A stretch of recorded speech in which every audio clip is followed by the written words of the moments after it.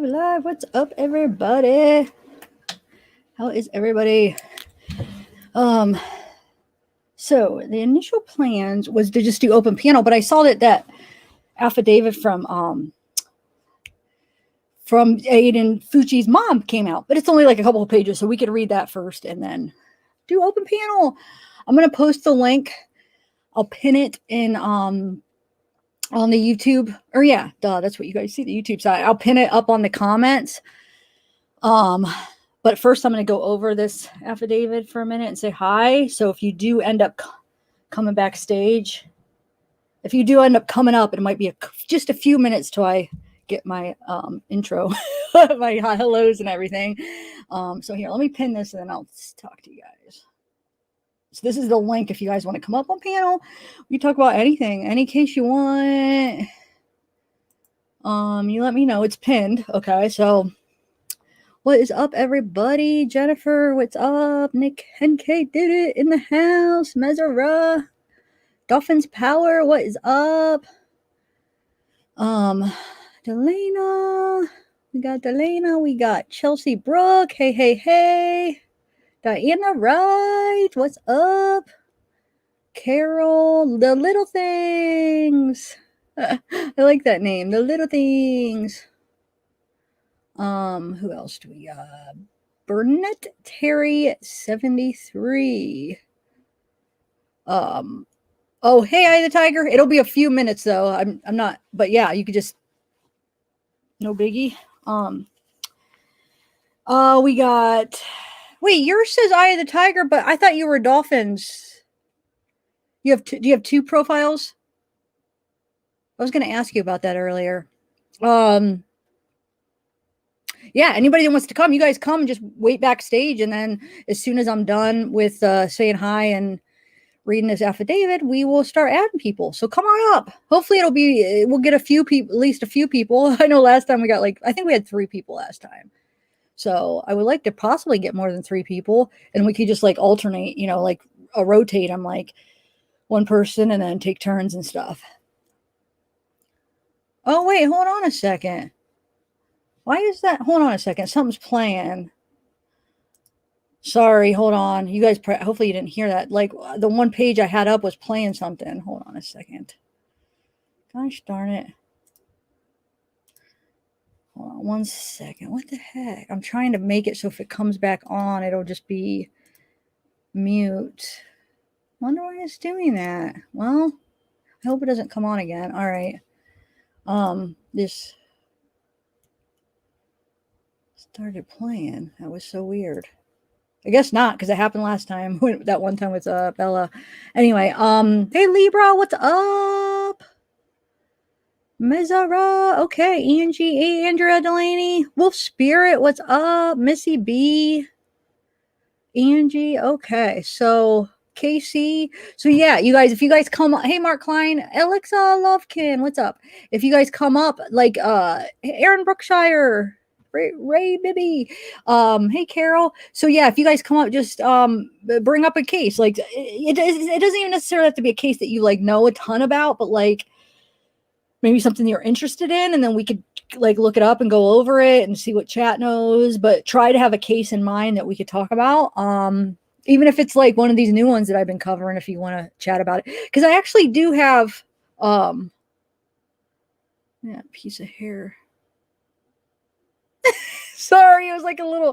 I actually do have something I had for a week or two, so it's probably way old news. But it was from the Cash Gernon case. I had Lie of the Tiger, you disappeared. Well, you'll come back, right? So it was a clip that supposedly is what's his name?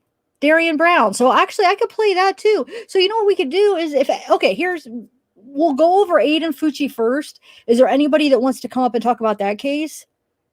And then, read the affidavit. And then I could also, if I'm still waiting for people to come up, I could go over the Cash Gernon and play that video that I had edited that probably that one day that we ended up, me and Bella were up here and we ended up doing a case, and it took so long to do the one case or the 2 cases that I didn't end up getting to it. So I had a couple things that was new at the time. It's not so new now, but I could share that. while I'm waiting, and if you guys want to talk about that or anything new. Okay. So, yes, I did, but I got kicked. You did? I didn't kick you, I promise. That's weird. What did it say? Well, sometimes that does happen, but I didn't. Really?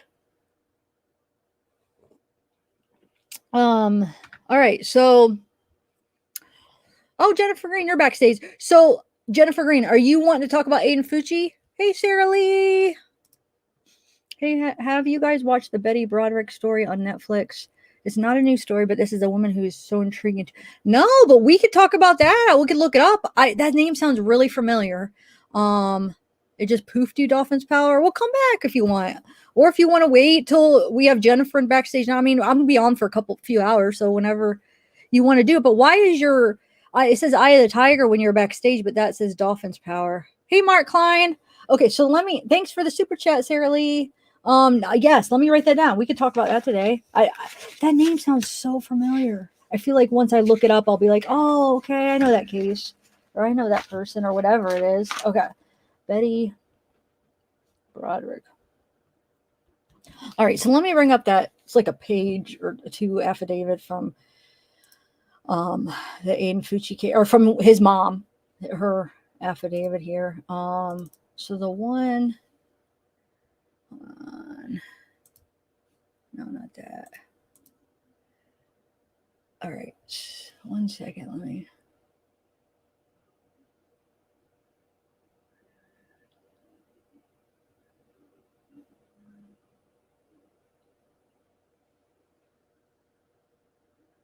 One second. Well, where's the first here? All right.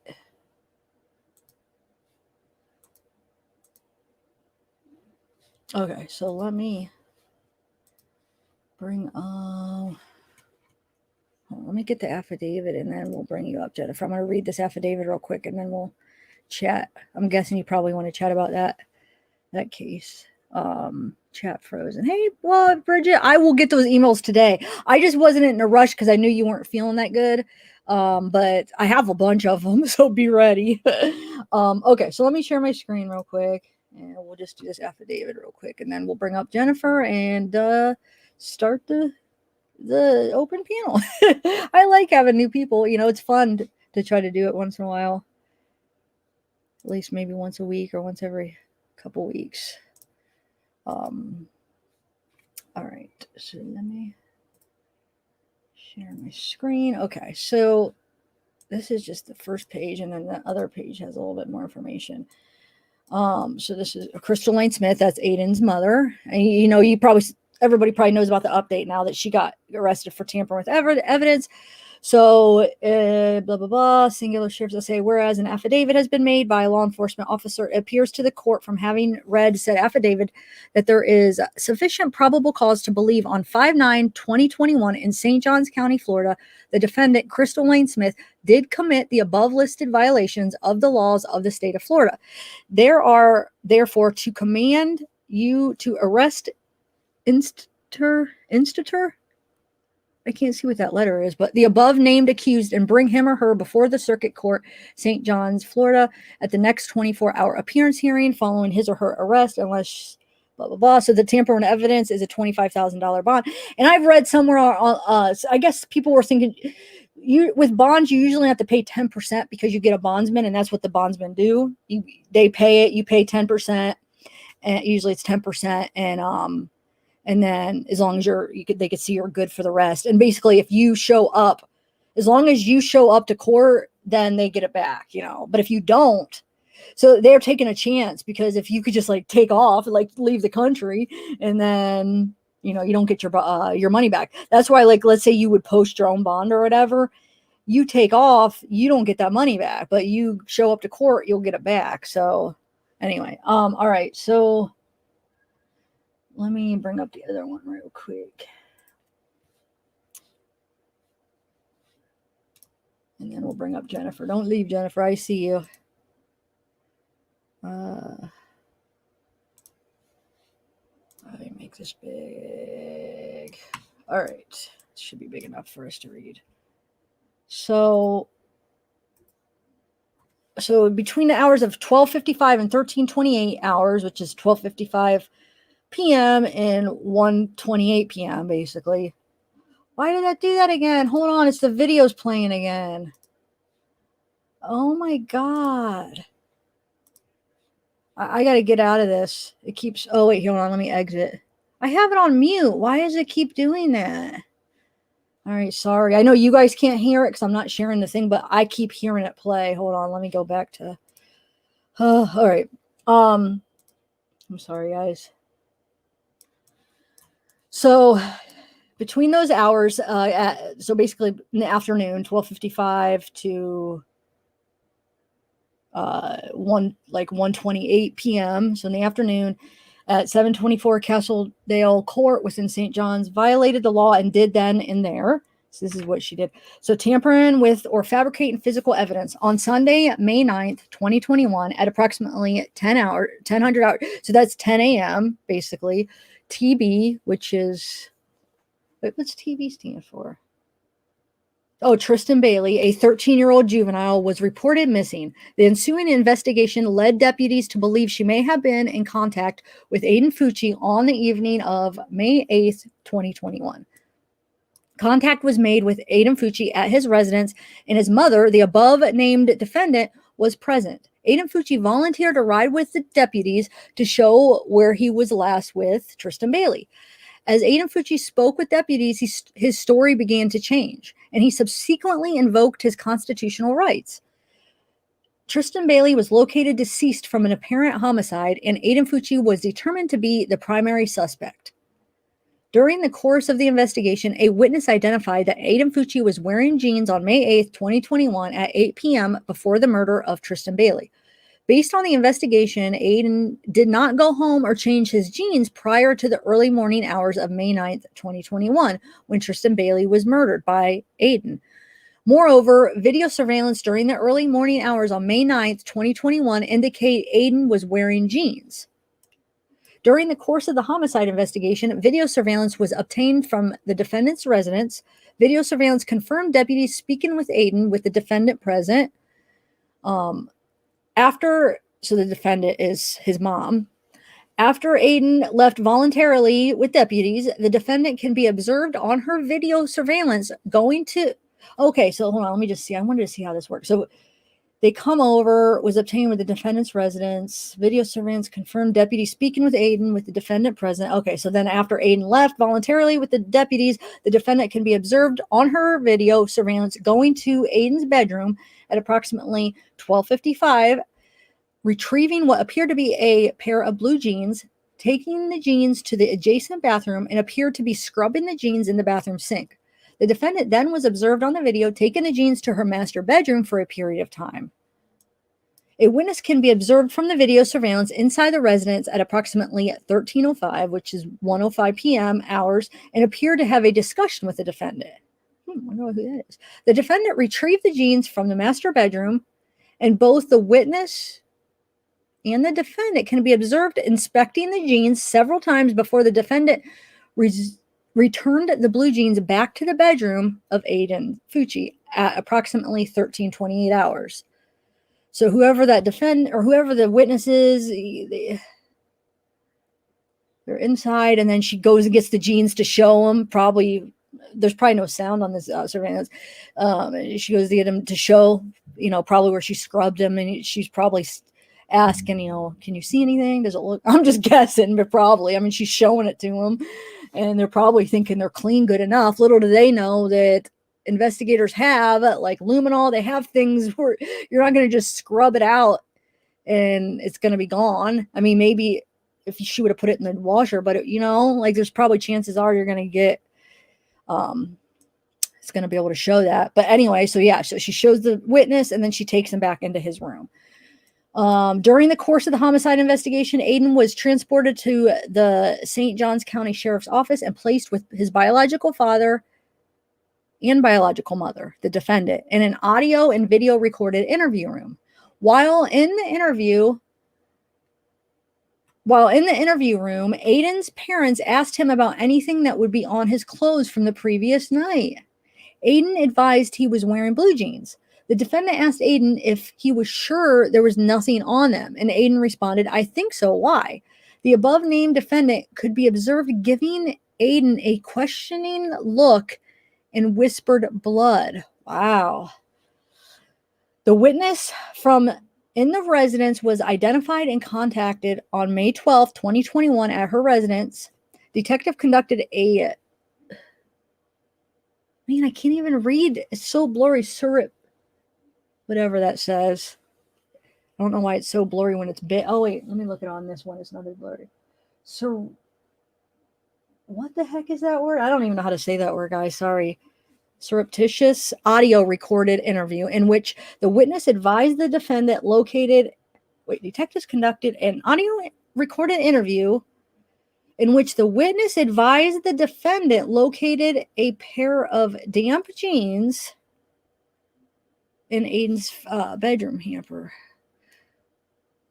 I recorded an interview in which the witness advised the defendant, located a pair of damp jeans in his bedroom. The defendant asked the witness if she saw anything on the jeans and stated she washed the jeans. The witness stated, the defendant stated she didn't know if there was blood on the jeans or not. The witness advised she could not see anything that appeared to be blood on the jeans, but asked the defendant why she washed the jeans and stated the defendant could get in trouble for washing the jeans. The blue jeans in question were located during a search warrant on the above named defendant's residence located in Aiden's bedroom, and the blue jeans tested positive for the presence of blood. Additionally, the drain of the bathroom sink in which the above named defendant was observed scrubbing the blue jeans tested positive for the presence of blood. So that's the affidavit. So yeah.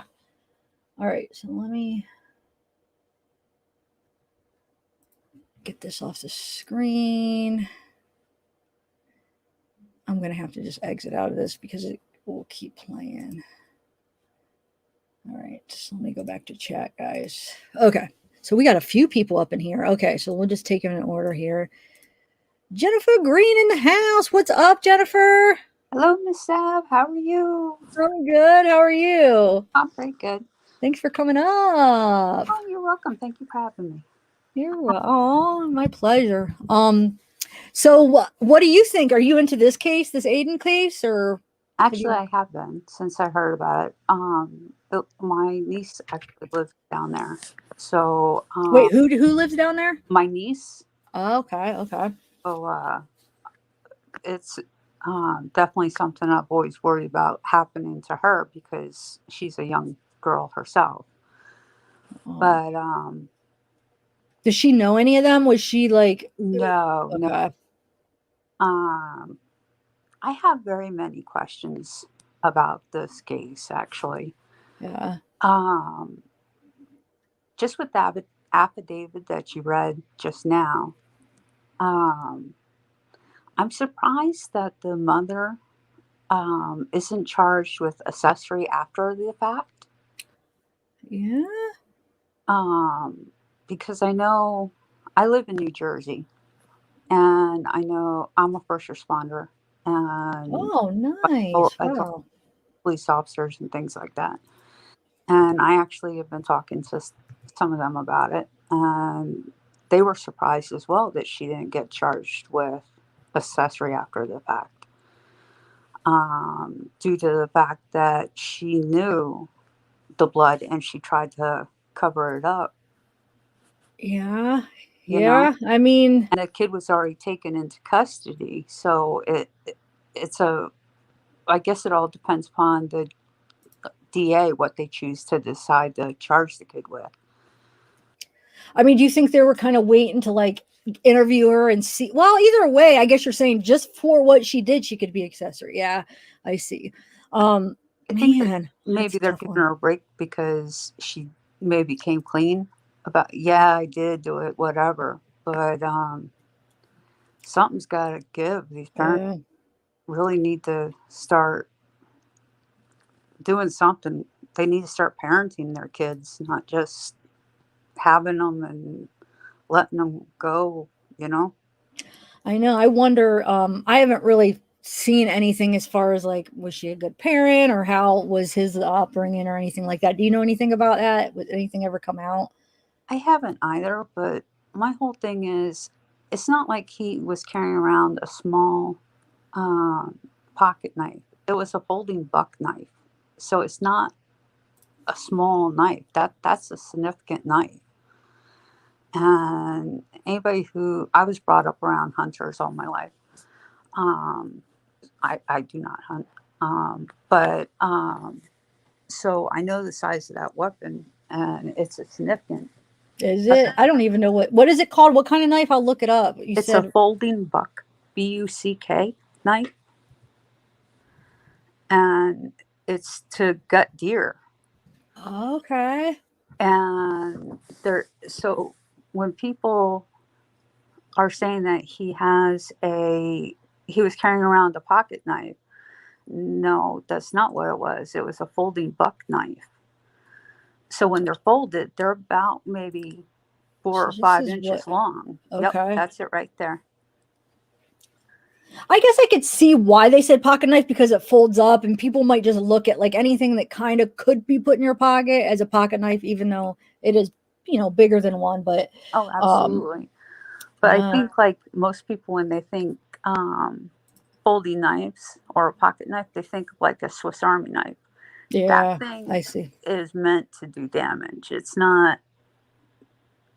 It's not. You know, Yeah. and it's not like he was in an area that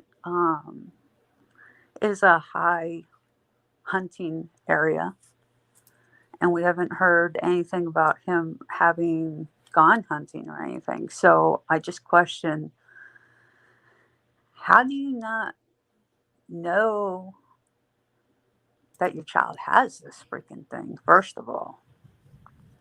But I also wondered if he had been tested at all, if anybody knows whether or not he was tested at all for drugs. That's what I want to know. Um, Definitely. because it definitely, he doesn't have a mental issue. I know that a lot of people say, oh, well, you can't not have a mental issue and do something like this. But 90% of people who have mental problems are nonviolent, which people don't realize. Like in the Cash Garner case, they're all like, oh, well, he's schizophrenic or he has this. Well, less than 1% of schizophrenic people are violent offenders. So there has to be another cause behind this kid's rage and stuff like that. Like, I don't know if he had severe head trauma in the past. I don't know if it's Mm. just a bullying situation or if he had some other something going on. To stab somebody 114 times, I know. That's that, just over. Wow. I don't get it. I don't get that at all. yeah, Like, yeah.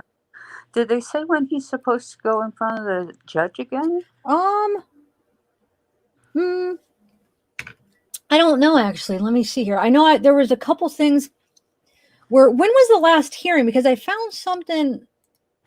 Oh, where is it? Hold on a second. The I only know. one I've seen is where he entered a not guilty plea. Okay. Hold on a second. Yeah, you know what? I'm not sure actually. I had seen a couple, but I think this is the hearing where he did enter the not guilty plea. Yeah, I think this is the one where he was actually where his mom wasn't there, right? Yeah, or she was that I didn't see her anyway. Okay, yeah, because the ones you were there, and then there was that one hearing where you didn't see her. So I Right. think that was the last one I seen. Um, I brought up this accessory to the fact. I just wanted to kind of read the definition. An accessory. This is oh wait, hold on, I didn't share my screen. So this is what you were talking about. The accessory after the fact, Right. right? Right. Someone who assists someone who has committed a crime after the person has committed the crime, with knowledge that the person committed the crime, with the intent to help the person avoid arrest or punishment, An accessory after the fact may be held liable for, among other things, obstruction of justice. See, the only thing that I think she could get off on this is because she could, I don't think she knew for sure. She might have guessed or thought, man, maybe he did do it, but the fact is, how do you prove that she knew? Like, did he tell her? Did she know for sure? Because maybe she didn't know and she just got nervous and she's like, oh, but the fact where the affidavit, like where she says, are you sure there wasn't anything on your jeans? That almost seems like she did know something. So, I mean, I don't know. It might be hard to prove that she knew. Yeah. You know what I'm saying? I think that, has she gone before? Has she pled guilty to the charges that she has? Actually, yeah, because she turned herself in, so I wouldn't guess. Oh, okay. She turned herself in and then, posted bond and stuff. But yeah, I'm thinking she did because she She admitted could what she post did. bond, but she hasn't been sentenced or anything. No, but I mean, I So- think she admitted what she did. They said on the affidavit she admitted it. So wouldn't that be like pleading guilty if you admit you did it, right? I don't know. I would think, but I don't know for sure. I don't know how that works either, because I thought that you would have to go before a judge and say yes. Oh, you're saying, yeah, I don't think something. she probably hasn't done that yet. You're right. She probably hasn't. You're right. I'm guessing she probably will plead guilty, but I don't know. That wouldn't have happened yet, right? I don't think so. I don't either.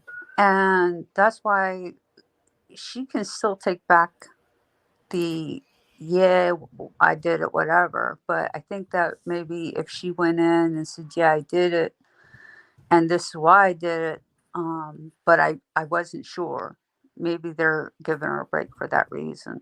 Yeah, I'm sure she's going to say she wasn't aware he killed him. She just, was nervous. She saw blood. She knew that they were taking him in for questioning of it. But like, part of me doesn't think she really was aware for sure. Like, I don't know why. I just don't think like he told her that he did it. I think she just maybe knew her son was maybe messed up. I don't know. And then she sees that her son was gone all night. Maybe he was acting weird or something. And then, the police come in and question him. And then she goes in his room and sees blood on his pants.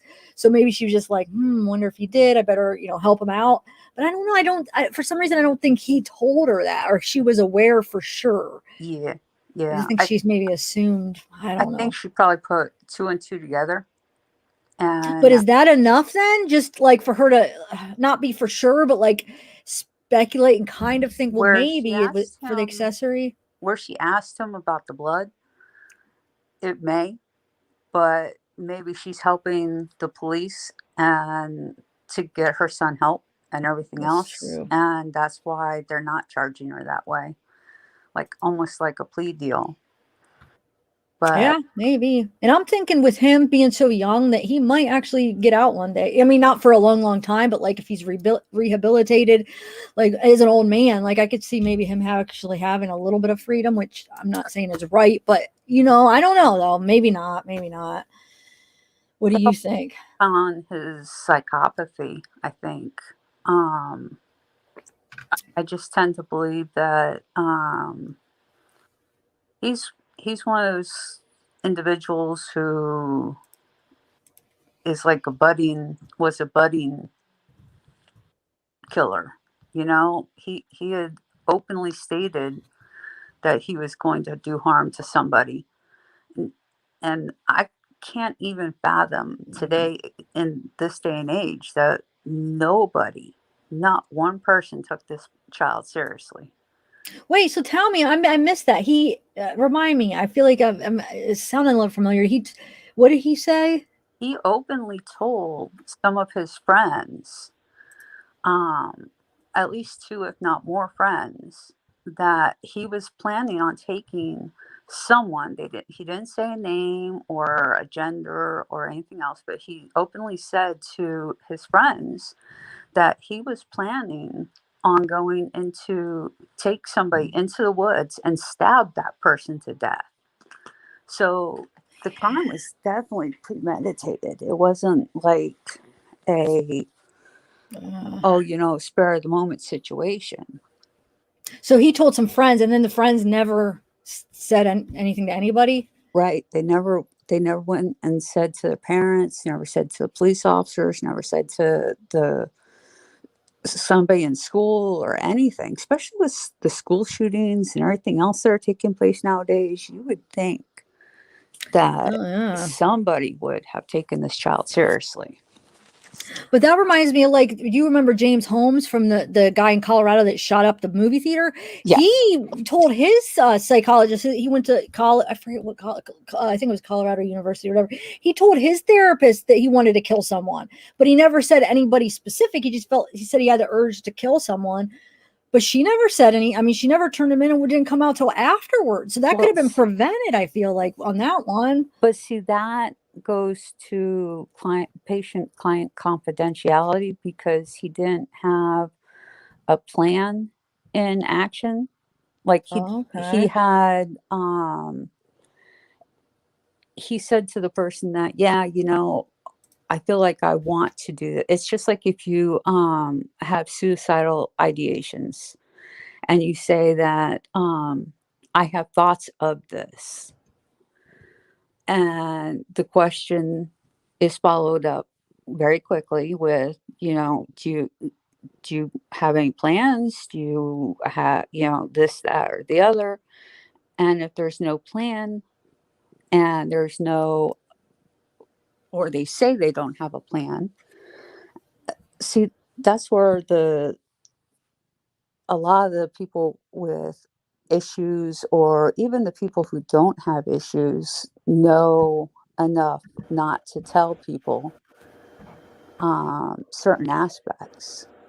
But he most likely, the guy who shot up the theater, said, yeah, most likely said, yeah, I'm thinking about doing this, or I have thoughts of doing this. But he's probably most likely told the therapist that he didn't have plans. He probably said, oh, I don't have weapons or anything like that. So at that point, it's the therapist's hands are tied. Yeah, but oh my god. Then It, after all that happened, like little kids dying in that, it's just like, geez. oh, and I'm willing to bet that therapist is destroyed because of it. Not, you know, her reputation or anything like that, but like, you as a mental health worker or medical worker or whatever, you can go, and even though somebody's going to do something, um, if they don't say the right things to you, you can't, you're stuck, you Yeah, know, and yeah, it's heartbreaking. But that's where it's kind of like the police officers. The police officers are getting such a hard time these days, and my heart really breaks for the police officers. I backfellow the police officers 100%. Yes, there are some bad police officers out there, but that goes in every yep, job every description job. out there. Yep. Um, 99% of them do their job, and it is a hell of a hard job out there. And with the budget cuts and everything else, these poor men and women aren't standing a chance out there. And that's when you really have to rely on parents and friends and everybody else that, okay, well, these people see these people all the time. You can tell when they may not say that they're in trouble, but their actions will speak louder than their words.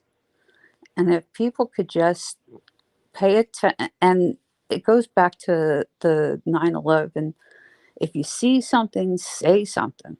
You know what? I would rather say something and have the police come back to me and be like, hey, like, what in the world were you Yeah. talking about? Than have something, God forbid, happen. And because the police officers, the psychiatrists, the paramedics, the firefighters, we all can't do it all by ourselves. I mean, there's Mhm. just too much going wrong in the world right now. They need Yeah. help. Definitely. I'm going to bring up another person here, and I'm going to slowly bring up people, but no, you stay, Jennifer, and we'll just add to the group. Hey, Eye of the Tiger. Hello? Can you hear us? Hey, I don't think she knows she's on. Do you know you're on? Oh, there she is. Anita. Oh, she doesn't know, I don't think. Hey. I don't know. What do I do? I don't want her to say something and not realize she's on. I'll feel bad. Eye of the Tiger. Eye of the Tiger, you're on. Hey. You're on. Hello. She must not know, huh? Do you know you're on?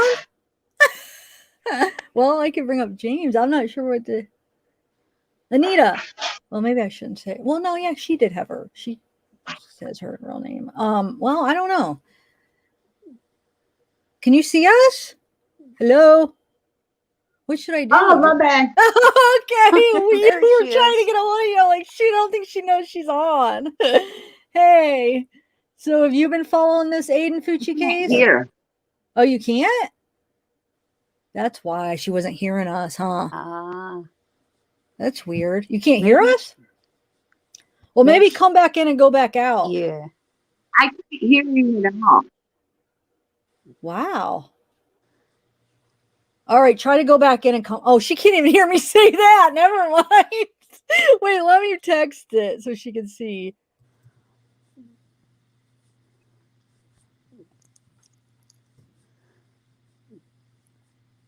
Okay, we'll see if this works. Okay, I'll bring James up and then see. Hi.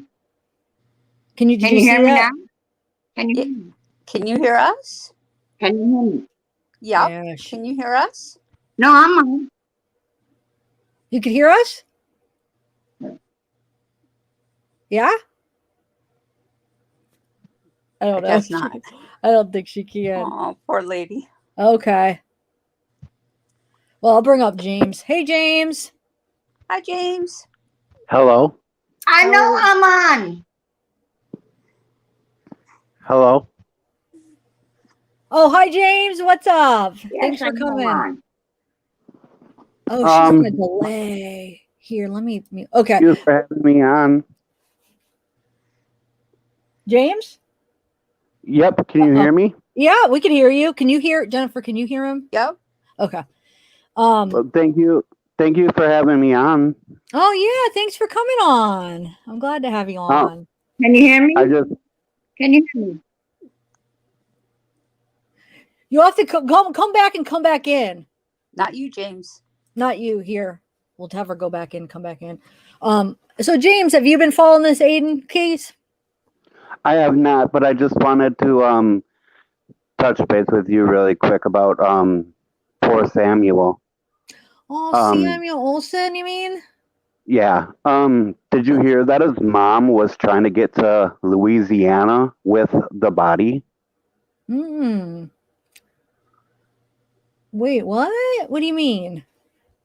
You mean Well, they were in Houston and they were trying to get to Louisiana and dump the body. You mean the dad's girlfriend or the father's ex-girlfriend? Isn't that who killed the? I think both of them were. Whoa. There should be something on the internet about it. Yeah, I hadn't heard about the. Whoa, I didn't hear about that. So wait, you're saying the dad's mom, is that what you said? The dad's mom was gonna try to dump the body. So the grandma of Samuel, is that what he's No, not her. No, the original, the biological mom. Oh, see, I and her boyfriend. No, I didn't think she knew about that at all.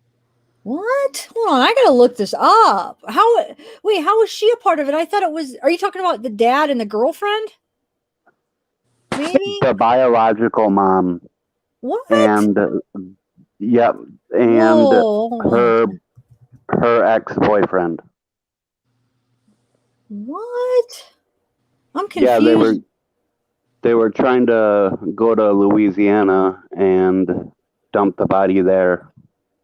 And she's on, like, she doesn't get any, well, her bond's set at like 500,000. I thought that was the ex-girlfriend of the father and her ex.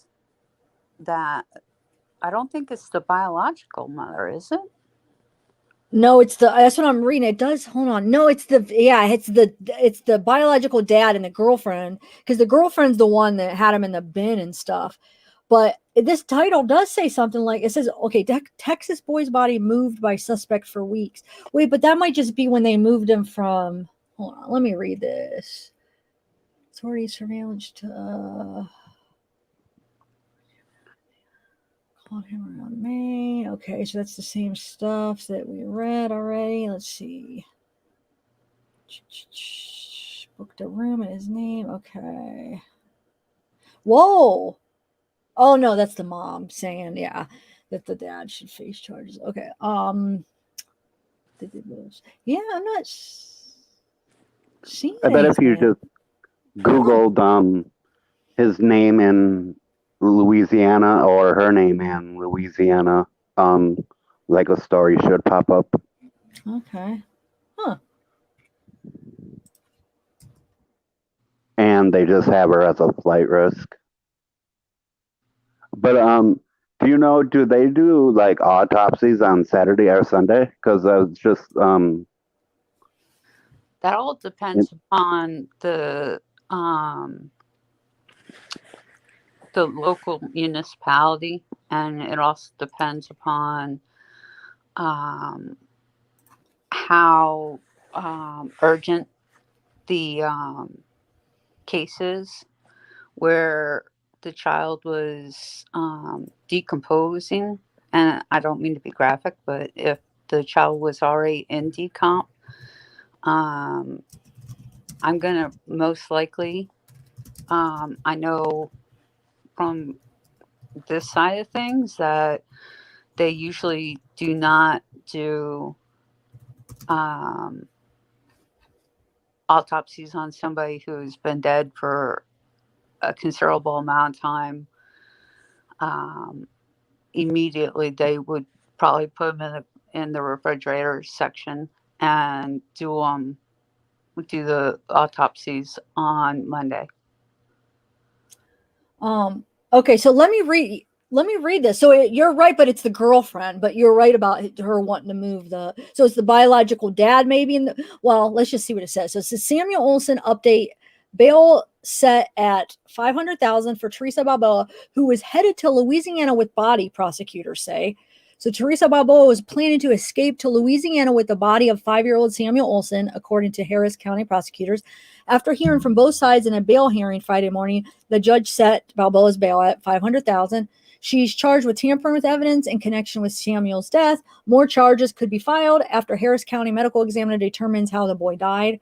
The victim's body was found in Jasper motel room where Balboa was arrested. The child was found wrapped in plastic and stuffed in a plastic bin. So, yeah, Jasper County deputies brought Balboa back to Houston Friday morning, and he remains in the Harris County jail. Should be she remains in the Harris County jail. She's the girlfriend of Samuel's father, Dalton Olson, sorry. Balboa did not appear in probable cause court, but a judge set her bail at 500,000. If she is released, she must wear an ankle monitor and be under house arrest. She also cannot have contact with children. The facts set forth in this warrant are terribly disturbing. Let's see. The public defender assigned it's the girlfriend, yeah. The public defender assigned to Balboa's case asked for a lower bond at 20,000, which would be bullcrap because she would be able to get like 10%. I mean, she would get out. Well, maybe. I mean, some people don't even have extra money, but I mean, what the heck, dude? She freaking killed a kid. She would definitely try to take off, I'm sure. Oh, yeah. Is saying she has strong ties to Houston and has lived at the same address for more than 3 years. But the judge determined she is a flight risk because she was already on bond for another crime and also allegedly left Houston for Jasper with the child's body. Houston police released this booking photo after she was booked into the Harris County Jail. So then when he was reported missing, who was 5, he would have celebrated his 6th birthday. So yeah, reported missing on May 27th, has been staying with his girlfriend. So this is all stuff we already know. They were suspicious of her. She lied, said Samuels. Yeah, we already went over all that. Okay, so I think that's. So if you scrolled up a little bit, did it say something about she was going to be back in court this coming Friday? Oh, I don't know, but if that's true, I'd like to know because I'll live stream. I thought I saw it when you were scrolling back and forth. If you went up more. Huh. Yes, lower the bond. I don't know. Is it farther up or no? Oh, right. Wait. Oh, yeah. Where it says the facts. Right here. Yeah. Argued a prosecutor in court Friday. What? Wait. Well, what? Today's. Oh, no. I'm confused. Well, when was this article? 2 days ago. So this must have been Friday. This past Friday is what it was. Yeah, that's when it. Yeah, my bad. No, you're right. I mean, I didn't even know about that she was trying to take off to dump the body. I didn't know. Think so for the update because I did not know, and that's kind of interesting. I wonder how they knew that. Wait, if she was trying to take off, and then why did she come back then? I'm kind of a little bit confused. What? But why did she get the hotel though? They found her at the hotel Because they were traveling to Oh, I see. Jasper. I see. Duh. They just stopped there on the way. Okay. I get it. Police. And the police tracked her down to Jasper. I see. Marcelozzi, thank you for the super chat. And Gailster. I had to say hi to okay, so very interesting. Now what were we saying? Okay, so were you saying anything about eating? I'm trying to think what. No, I guess we finished that up, huh? I don't know how they found out, but supposedly she had kept the child's body in the bathtub for like 2 days or something. Yeah, that's what the guy said. The guy that Herrera, the roommate, said when he came, he was bruised up and unresponsive on the bed, and then they put him in the bathtub for 2 days. But yeah, how did they? Oh, because the roommate told him. I'm sure. Wonder if he's gonna get charged. And then was he the same roommate that moved him? Got the hotel and then called Crime Stoppers after? No, that was somebody else. It wasn't a roommate. It was just a friend that she had to meet him. And so yeah, there was because there were different names. Herrera was the last name of the roommate, and the guy, I think it was Dylan, was the last name of the guy that called it Crime Stoppers, if I'm remembering right. But no, it definitely was 2 different people. But I'm just wondering if, obviously the guy, I guess, that helped move the body, he could always say I didn't know. She told me to help. Well, supposedly she said she was in a fight or what was it, altercation or something? And at a Walmart. Yeah, and then she met him, and then who knows what she said about the, can you help me move this? And then, so yeah, he could claim he didn't even know, and maybe he really didn't even know until after he's moving it, and he suspected it smelled, and he's just like, well, this looks maybe a body. But the other guy, the roommate, that freaking helped her, get the bin and get the duct tape and help her conceal the body and take it to the storage unit. I mean, I think he should get in trouble because he didn't go willingly. It sounds like, at least from the affidavit, it sounds like what happened is the biological dad said, Teresa had custody, or not custody. Teresa was watching Samuel and his roommates, the Herrera. They're going to question the roommates, whoever was living at the house. And it sounds like they just, asked him, and then he was honest after they asked him. But should he get off for that? No, I don't think so. It's not like he went there. They questioned him, right? I can't. They both belong in prison forever. Yeah, I can't fathom him not getting something. If definitely.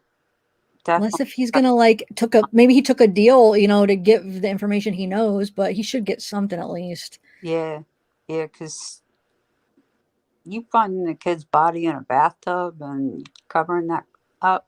Yeah. And then go get the rat, help conceal it and take him to the storage unit. That's messed up, man. He should have called somebody right away, So Yeah. I mean, I think he should definitely get some kind of charge. But I don't know why I have a feeling it's not going to be like a big charge, though. I don't know why. I just have a feeling. Which it should be. I mean, I feel like he should at least spend some years in jail, you know? It's messed up. All right, so let me see what she has. Amy S. Saint Amanda, what's up? What's up, Amanda? Your phone 911. Oh yeah, you phone 911. Yeah, definitely. Definitely. Like that's what he should have done. I heard it wasn't it like wait, did I hear that? I swear somebody said it was actually her ex-boyfriend that was living there. Did you guys hear that? Like that was Yep. who that okay. Megan J in the house. Oh, Eye of the Tiger. Let's see if you could hear us. Can you hear us? I can hear you. Okay, Can you hear me? good. Yeah. You couldn't hear us before, huh? No, I could not hear you guys before. I'm sorry about that. No, you're all right. So what do you think of these cases? Have you been following Aiden Fucci or the Samuel Olson case or anything? I'm going to be honest with you. I have not heard about the Samuel Olson case. This is the first time I've heard about it. I'm shocked at how a parent can be so bold as to thinking they're not going to get caught, or they can just get away with this stuff. I'm just shocked. But I do have some. Go ahead. No, go ahead. I don't have anything to say. Oh, I do have some questions about the Aiden Fucci case. Okay. I've been working on that a lot lately, and I heard that she got arrested for tampering with evidence. Yep. The mom. Okay. Yeah. Now my first question is, was this before he got arrested, or was it like when he was being questioned, or was it after he got arrested? It was when he's being questioned. I don't think he was arrested yet. They came in and it sounds like they came over the house and was questioning him in front of the mother. And then it sounds like they took him in for questioning. I don't think they charged him. The way the affidavit is written, it doesn't say they charged him. It said they took him in. So I think it was before, like she wasn't aware, but she was probably aware that, ooh, shoot, this isn't looking good for my son. But I don't think he was officially charged yet. No. Yeah, he was just being questioned in front of his father, with his father present when she supposedly did this. Oh, so she was there too, right? Though the mother. No, well, at first the mother according to the thing, they said that the mother at the house when they were first questioning him, Yeah. the house was there. Yeah, that's what I mean. Yeah. But, okay. Can you hear me still? Yeah. Okay.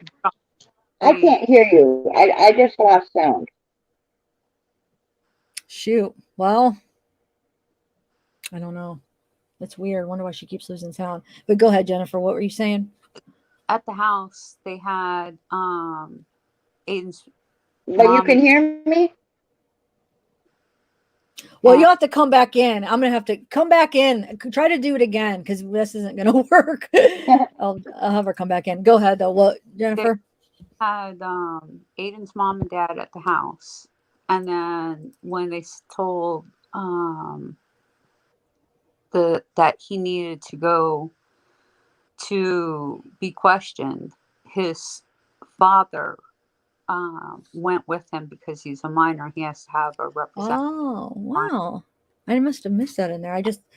Okay, so then, yeah, I mean, still then it was before he was charged. So right. That does kind of help her out, because if it was after, then she would know like that you know what I'm saying? I feel like that helps that it was before, because it would be worse if it was after, in my opinion. But either way, I mean. Yeah. I mean, I just wonder though, because it sounded like it wasn't a ton of blood. Like he stabbed her 114 times. Like how was it like his clothes full of blood? I don't get this at all. Part of me thinks that, and this is definitely not this is just my theory. So none of it is been related or anything like that. But they said that he was carrying his shoes out of the woods. And So was he barefoot then? I thought it was maybe her shoe. I didn't understand that shoe thing. when Like they, I was thinking, was it her shoes or something, or was he when barefoot? when he was walking out of the woods, he was carrying his shoes. His shoes, okay. And he was walking barefoot. So, and I know the police say that there's not going to be, they're probably never going to know the motive behind what took place. But if you put the fact that he was not wearing shoes, the fact that he didn't have any blood on him, I'm kind of wondering if he made advances towards Tristan, I'm sorry. And I know that some killers will take their clothes off so that they don't get blood on them. That's a good point. Interesting, because I mean, I don't see how there would be any other way that he wouldn't be covered with blood. I mean, at least a lot more than just a little bit. So I didn't even think about that. Yeah, that's good. That's interesting. I kind of get the vibe that he was interested in her and that she was fighting him off, and that's what initially set him off. I could see that. You know? Yeah, definitely. To make him go like, but then. I mean, I'm not saying that's what happened. Don't get, because it's not in a report, and I don't want the family to ever, think that, anything worse than, but that's the only way I can see him not having been covered in blood with that amount of stab wounds. Yeah, that's definitely, I never thought about that. I'm going to bring Amanda up here, but yeah, that's a good point. Hey, Amanda, what's up? Long time, stranger. Hey, Zav, how are you? Good. How are you? Doing great. Any echoes? Am I good? No, you're good. No echoes. Awesome. So what do you think what Jennifer said about maybe he took off his clothes? Have you thought about that? Are we talking about Aiden Fucci? Yeah. Okay, so I had heard initially, and I know that sometimes they're rumors, but sometimes there's just information that you get through that you're just like, okay, that sounds legit, and then it kind of works out throughout the time. So when this first happened, somebody in the Unmasked group on Facebook, they were friends and neighbors, because it was a pretty tight-knit community, and they had said that it was her clothes that was at his house and that he had changed her. I do remember hearing that at the beginning. You're right. I do remember that. Okay. So I tend to believe that the jeans I believe are his, but I for some reason believe that what they may not be telling us yet is that he had her stuff at his house too, or had hidden it, but he took his stuff, or he took her stuff with him. Okay. So so his jeans, but then what would he have been wearing when why didn't he have some kind of bloody clothes? He obviously had a change of clothes. Oh yeah, okay. He probably had a change of clothes. Okay, so wonder what he did with those clothes. I don't know. I'm guessing because I had said initially that maybe because it seemed like it was a whole bunch of neighborhood kids hanging out, and then like they all parted ways at the end of the night, and then they got isolated off together. I was like, maybe they were going swimming, or maybe they had gone swimming. It's Florida, it's time already, and then they had the amenities pool. Maybe they already had a change of clothes with them. But either way, the crime scene was a third of a mile away from where everything happened, right? Yeah, is that what it was? A third of a mile? Okay. Yeah, I know. I just can't picture, I can't get it all in order. I can't picture how it all happened because. Right. We don't know if she snuck out. We don't know if she was out and then never came home. We don't know a lot of those details. And I know that they're holding that back because of what's going on. And everybody was questioning accomplices. I never imagined it would be the mom. But, I know. I was surprised. I'm like, what? Because just even seeing her in the court hearing, she just looked so distraught, so upset about what was going on. And it's just I was really surprised. But I think she was just, just trying. Well, it's still wrong what she did, but I mean, I don't think she had any part in it or anything. It was just she got nervous probably and was like, "Oh shoot, blood on his jeans." But yeah, it's she shouldn't have done it. But yeah, maybe she realized she was wrong. She went in willingly and stuff. So I don't know. I guess we'll see. All right. So hold on. Who is that? But you got two. Oh, hey, Saint Amian. What? Thanks for the super chat.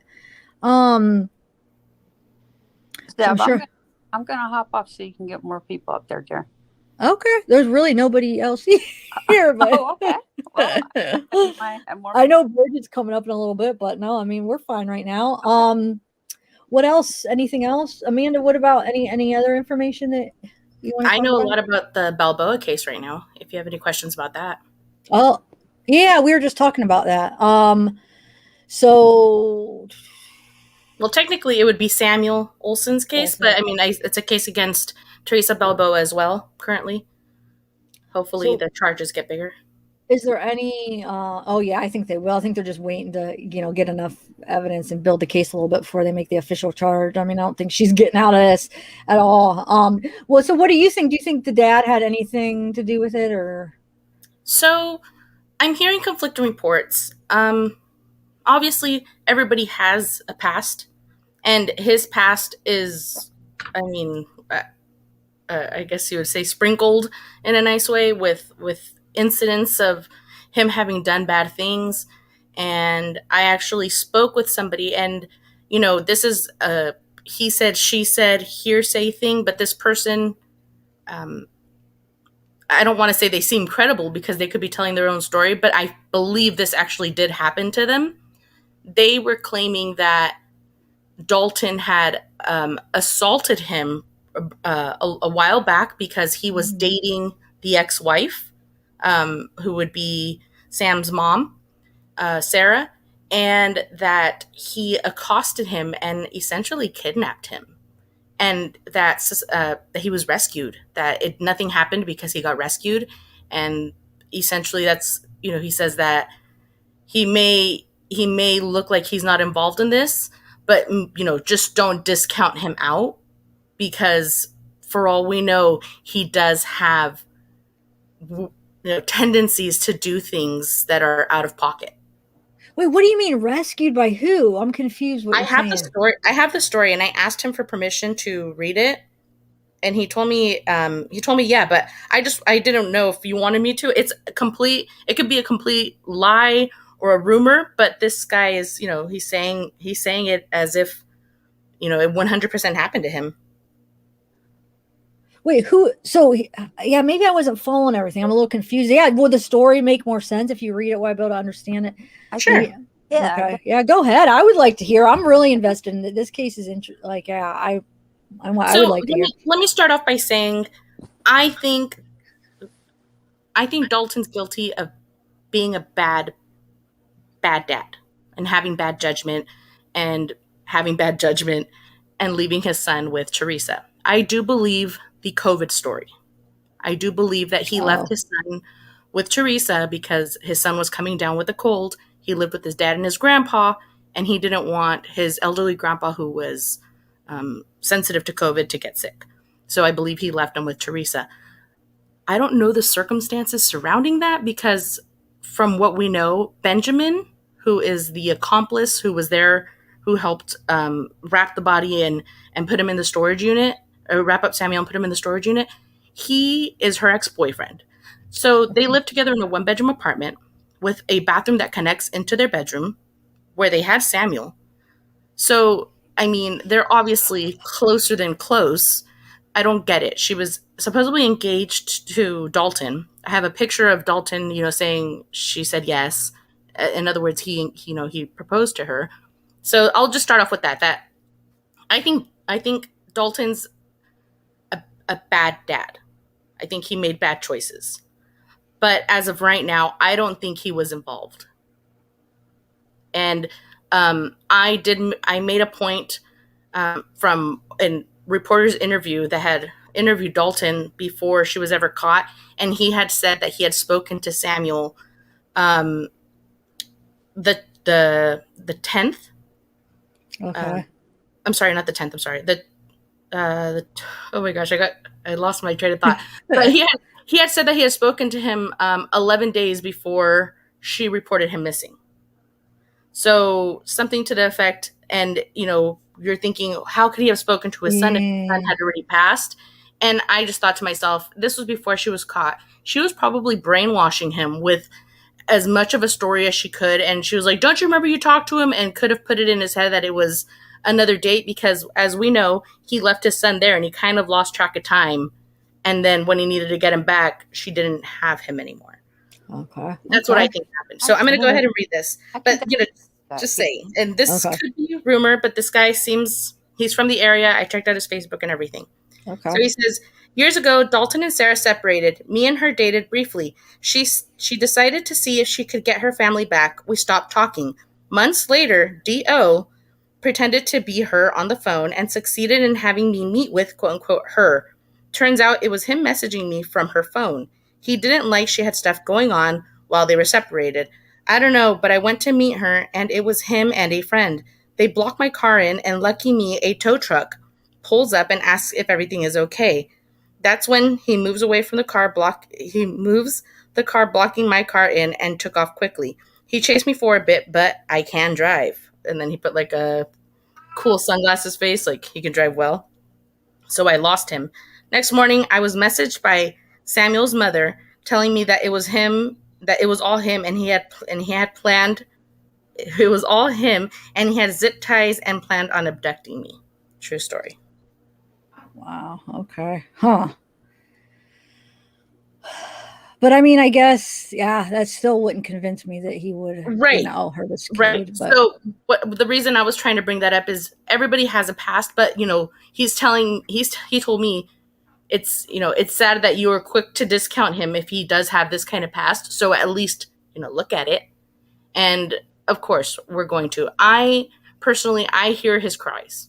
I hear Dalton wailing in that one interview with Teresa in front of the car when she's calling herself Supermom. He wasn't doing an interview, because in his interview, you can see her walking around. You can see her walking around in the back. So, you definitely could hear him. Yeah. Yeah, you can hear him wailing. He's crying, and he wasn't being interviewed. It wasn't for cameras. He was literally wailing. I'm gonna bring Bridget up here to join the conversation. What's up, Bridget? Hey. How are you feeling? Better? Yes, a lot of ice and the Voltaren cream. I swear that. Nice. You gotta get ask your doctor about that. I did. I asked my clinic, the Coumadin clinic, and they said it will make it thinner. I mean, she said you could use it, but it's gonna make it thinner. So, and I've been having trouble getting my levels straight. So I'm not going to. Plus, my knee's better. But if it was hurting, maybe I still would. But mine's just been going up and down, up and down. They cannot get it right. So right. That sucks for you. I've always I wish you can use it because it helps so much. But I used it once. I used it once when it was really bad, and I did notice it did feel really good. Yeah. It takes a few minutes to kick in, about 30 minutes for me. But afterwards, I can actually walk on it. And besides that, I'm okay. Okay, good. So I'm not familiar with the Samuel case, so I won't speak upon that. But the Fucci case, and bear with me if I pronounce things wrong, everyone. I had a stroke, so my speech will be affected sometimes. But my husband was saying something that I don't remember what guest you had on, but she was talking about sometimes they take their clothes off before committing a crime. That's what Jennifer was just saying. Okay. Yeah. Okay. So that's something in line what my husband was thinking about as well. And he doesn't really follow true crime much, I would say. He just gets bits and pieces from me. And the first thing he thought of was a type of jilted lover type of aspect. It's a young teen, and maybe he was putting the moves or advances on Tristan, and she rejected him, and he was enraged by that. That's Jennifer was just saying it. Great minds think alike. That's what she was just saying, actually. Yeah. And I didn't even think of that about like him taking off his clothes. That's correct. Good thinking. Like, because that's the only thing that would. I mean, I guess he could have the change of clothes, but then where did he put them? I think maybe he did take them off. Man, huh? And my thinking was also because people were wondering why she would meet him at night. She is portrayed, we don't know her personally, but she was portrayed as a nice girl. A girl would be helpful, who wanted to assist other people and be there for them. So he probably knows that because she was quite popular being a cheerleader in school. So he could play upon those feelings and tell her things to lure her out, like, I'm having a bad emotional day, I need someone to talk to, I just need you to come and sit somewhere quiet so we won't get caught, no one would see us out late at night. So that was since he did plan it. And like Jennifer did say, it's correct. He talked to people at school. He told people about this, and it wasn't a secret, but I don't think anyone took him seriously. I think this is a guy who just acted out, one of those kids who always done dramatic things, and said dramatic things, and they just didn't pay him no mind. And then when it did happen, same thing with his parents or mother, I think it was the same thing. She's heard it, seen it all before. He's talked about, crazy stuff, and she didn't take it seriously. And then she had, an oh shit moment. My son's got blood on his clothes. I don't think she knew exactly what was happening. I agree with you on that. But I think she knew, like I said, he's talked about it before. And that's why she turned herself in, because she saw the blood. He's talked about it before, put 2 and 2 together. She's smart enough to do it. I better go to the police. Something is wrong. Yes, I totally agree with what you said. Yep. Oh man. So, but 144 or 114 times is an overkill, which makes me think,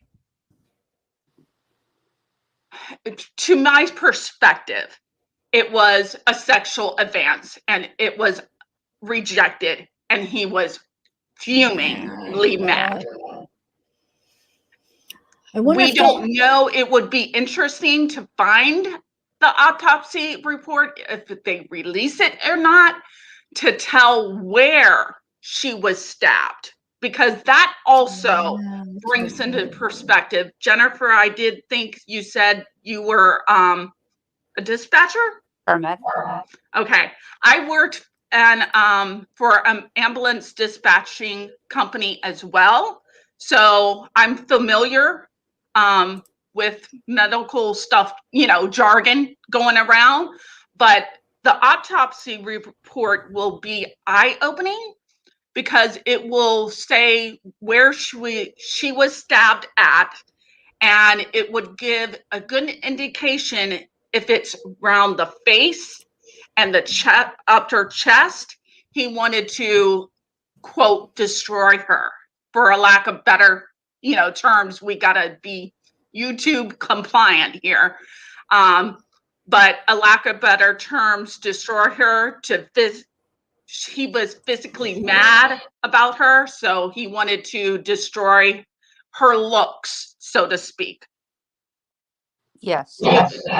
I was going to say, Jennifer, do you agree? Yeah, I totally agree, because I believe it was the sheriff who came on and Okay. didn't give a whole lot of details, but reading between the lines, he had said that she had been stabbed 114 times, and the fact that 49 of them were defensive wounds that were in her arms and in her head, and the tip of the blade broke off in her head. Okay. So he definitely, I believe, was from the navel area up, the upper torso and the head. Mhm.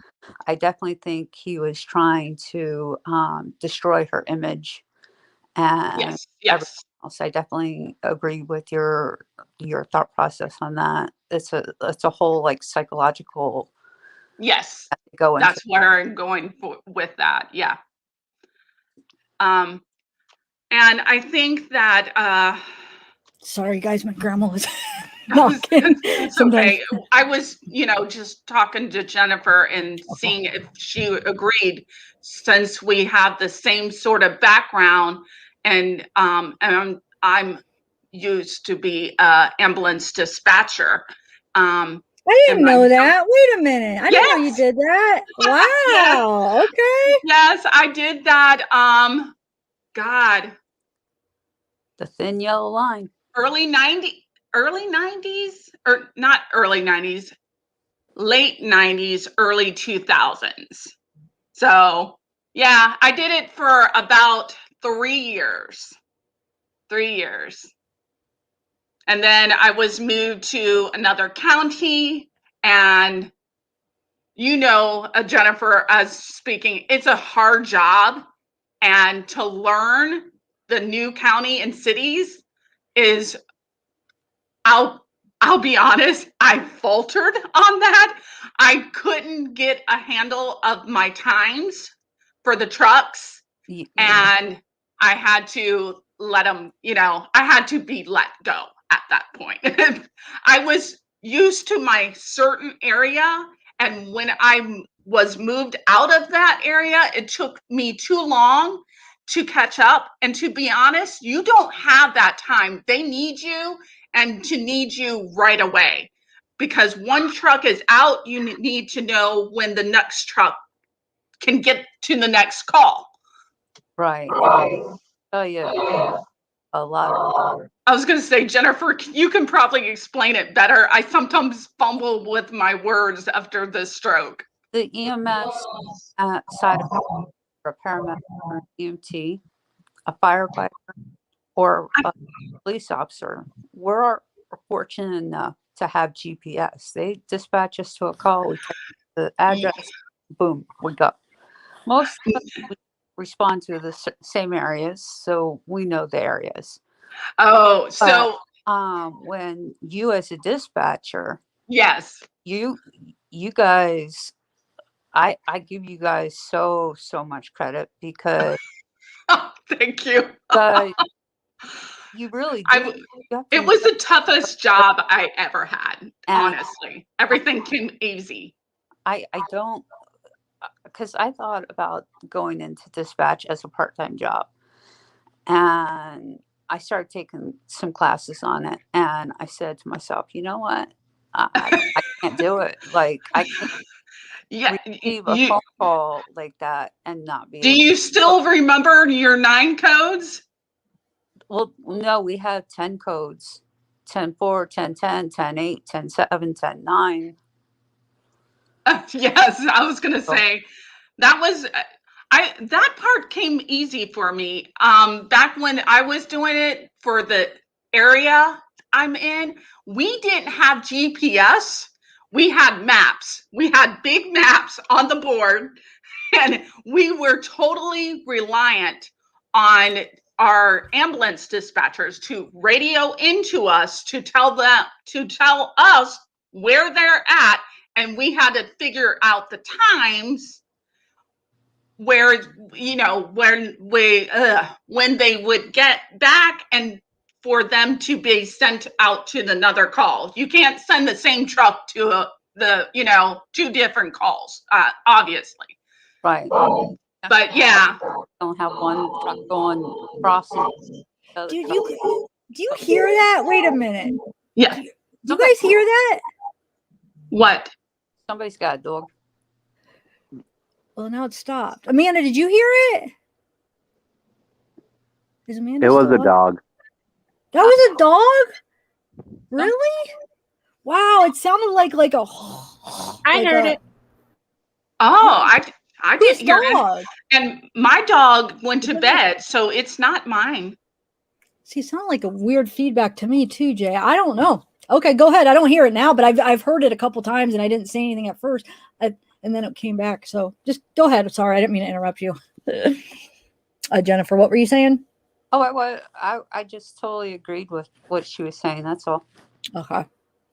So, so what other cases? We have the cash. What about anything going on with the cash case? Gernon? Do you know? She's muted. Oh, there she is. Oh, hi.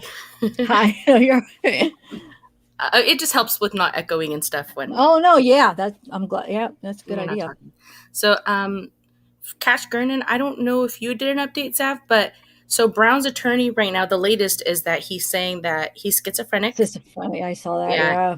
And that he, even if he is the guy in the video, that he didn't kill Cash. And I mean, for all we know, that video could be from another day. Maybe somebody sent him in there to bring out the kid because he went potty and then they're framing him. We don't know what's going on. That's crazy because that could be, you're right. There's no timestamp on it or anything, right? I mean, no. It's a very good point, man. It could be, but so would there be a way for law enforcement to be able to tell? Let's say they somehow made it seem like it was from that day. Well, maybe not though. I'm trying to think wouldn't they be able to tell? They actually, it looks as if when the FBI went into the home, it looks as if they may have recovered the system. They went in, they looked at the camera, and he said, "Oh, it's an Arlo camera. Awesome." I saw that. He's like, "I have one," or didn't he say he has one or something? He was talking about that camera, yeah. Right, and then he asks for the hub, and then they walk away. So, and then before you could hear the audio go out, it says they took him out this way. They could also be just meaning a person, but I took it as plural. Anywho, I'm assuming that they took the hub, and then hopefully with that, we're able to find out if and when you're able to find out what date it is. I didn't have an Arlo system. Set Summers, whatever. Summer Infant. So what I did want to remember to tell people is that this video that we have out, police didn't give it to us. Monica may have sold it to the Daily Mail. That's what I had heard too. So then, but now that they have that, hopefully they'll be able to figure it out. Wow. So I've been getting so many comments, and that's the one thing I want to do. I edited together some of that. One of them was the schizophrenic thing, and then one was that video of him running away from a house that was supposedly him, and then there was a video of him getting into a car or a picture that I was going to show last week, and I never did. I might do that, but with that said, I wanted to also, I was going to do where people kept saying that, was it Cash or I think it was Cash or wait. No, not, wait, hold on a second. Yeah, it had to be Cash or Carter or wait, what was the other twin's name? Carter. Yeah, okay. I was like, did I say that? Maybe it was him. They said he had a different pair of shorts on or something, so it can't be from the same day. And I never went back to see. Do you know anything about that? I was gonna go over and be like, did he really? He has a different clothes or either a different shirt or a different pair of pants. Everybody's saying. Does anybody ever look? Let's look at that because I was going to go over on a live and say, okay, let's look at this, guys, because I got multiple comments saying that. I'm like, really? How do we miss that? I think it's probably the same Maureen. But. Let's just see, guys. You guys could chat. I'll get it going if you guys have anything to add about any of the cases, really. I think so. In this case, at least on the Cash Gernon case, I was able to find a piece of footage from the front lawn. And before you really get to see the brown bag, they kind of just showed it a little bit. And I zoomed in on the bag and I was able to find that in addition to saying that they found a gray towel, that it says it has brownish red on it, and then that they found it in the left room in the washing machine. Now, it doesn't necessarily mean they found the towel in the washing machine. We just know that whatever's in the bag was found in the washing machine, but it's from Monica's home. Yeah. Right. I think So that's what that says. I think that is Yeah. the, I have that edited into this video too. I couldn't make out what it said, but I thought I would show it and see if you, is that, I think it's like a brown and it's like red writing. Is that what you mean? Yeah, it says brown. It says red. It says gray towel, How reddish. did you make that out? Wow. I write in cursive, so I feel like I can decipher cursive really well. Well, I write in cursive too. I can't decipher it, but no, you probably can. I was going to go over and see if anybody can make it out. So let me share this. Did you see that video of him? Supposedly it's him running away from that house. I don't know. Yes. So I'm going to play that, and then I edited some pictures, and then let's go over that thing and see if he really does have different shorts on. I don't know. People are saying that. I meant to show you guys this like weeks ago, or no, probably last week, I think, but the one Also, live ran over. I don't know if you saw, somebody uploaded the street where he was recovered, and there is literally paint or like a pressure wash, like whatever it is. They cleaned the entire area where it looks as if the way they cleaned it, he was dragged across, because it's at least, I'm not good at yards or whatever, whatever, but it's at least 15 yards of pressure wash cement, and then the area where they found him. Man. Well, the thing with that is, if you're going to be pressure washing, they're going to be pressure washing biohazard material. So it's going to move the biohazard material along. So they're going to have to keep, he may not have been dragged, but the pressure wash may have moved the biological material. That's a very good point. And I definitely thought of that. I thought, okay, if there was blood in one spot, they obviously had to start cleaning and then keep cleaning, but it still tells me how far apart there was, biological material. Oh, absolutely. Okay, I want to point out what Zav's featuring on the screen right now. Those clothing items, at least the pants, I'm focusing on the pants, looks identical. Look at where the button is. Look at the ankle where the pants are like kind of runched up. Well, that's good, because these are both Darian. This is from the morning that Cash was taken. Well, that video, and then this is him breaking into a car. Because everybody keeps saying, "Oh, it was the son Cam on the video." To me, it's so obvious that it was not Cameron. But this just proves because people are like, he has the same shoes. Well, no, this is Darian right now, and those are identical shoes. I didn't even notice if the pants were the same, but the shoes are the same. And those people saying that they were Cam's shoes, I just wanted to point this out because they look like freaking Darian shoes to me. Yeah. To me, I focused on the pants. To me, first of all, the shoes blatantly identical to me, so I didn't really focus on them. I glossed over that, but looking at the pants, it's obviously those are identical too. I can't tell about the shirt because the shirt is too reflective. And in the night cam footage that you see, it's just too dark. It looks like a light colored. I can't make out the shirt. Well, this is a different day. This isn't the same day. It's just kind of showing the shoes. So it probably might not be the same clothes, but maybe the same pants. But yeah, this isn't supposed to be the same day. It's just supposed to be showing that this is Darian close to the same time with the same shoes as that, because everybody was like looking at the shoes and comparing like Cam's shoes, like, oh, it's the same shoes. And then other people were like, no, Darian has the same shoes. I just to prove that I really don't think it was Cam. Like I 100% don't think it was Cam, but there's like a group of people that think it was him. Then that wasn't Darian. I don't know how they even think that. I shouldn't say that. Everybody is different, but I just don't see it. I think it doesn't look like Cam at all, but definitely think Darian was. I took myself out of it and just didn't think about who it was, and just look at the article of clothing, what is being featured.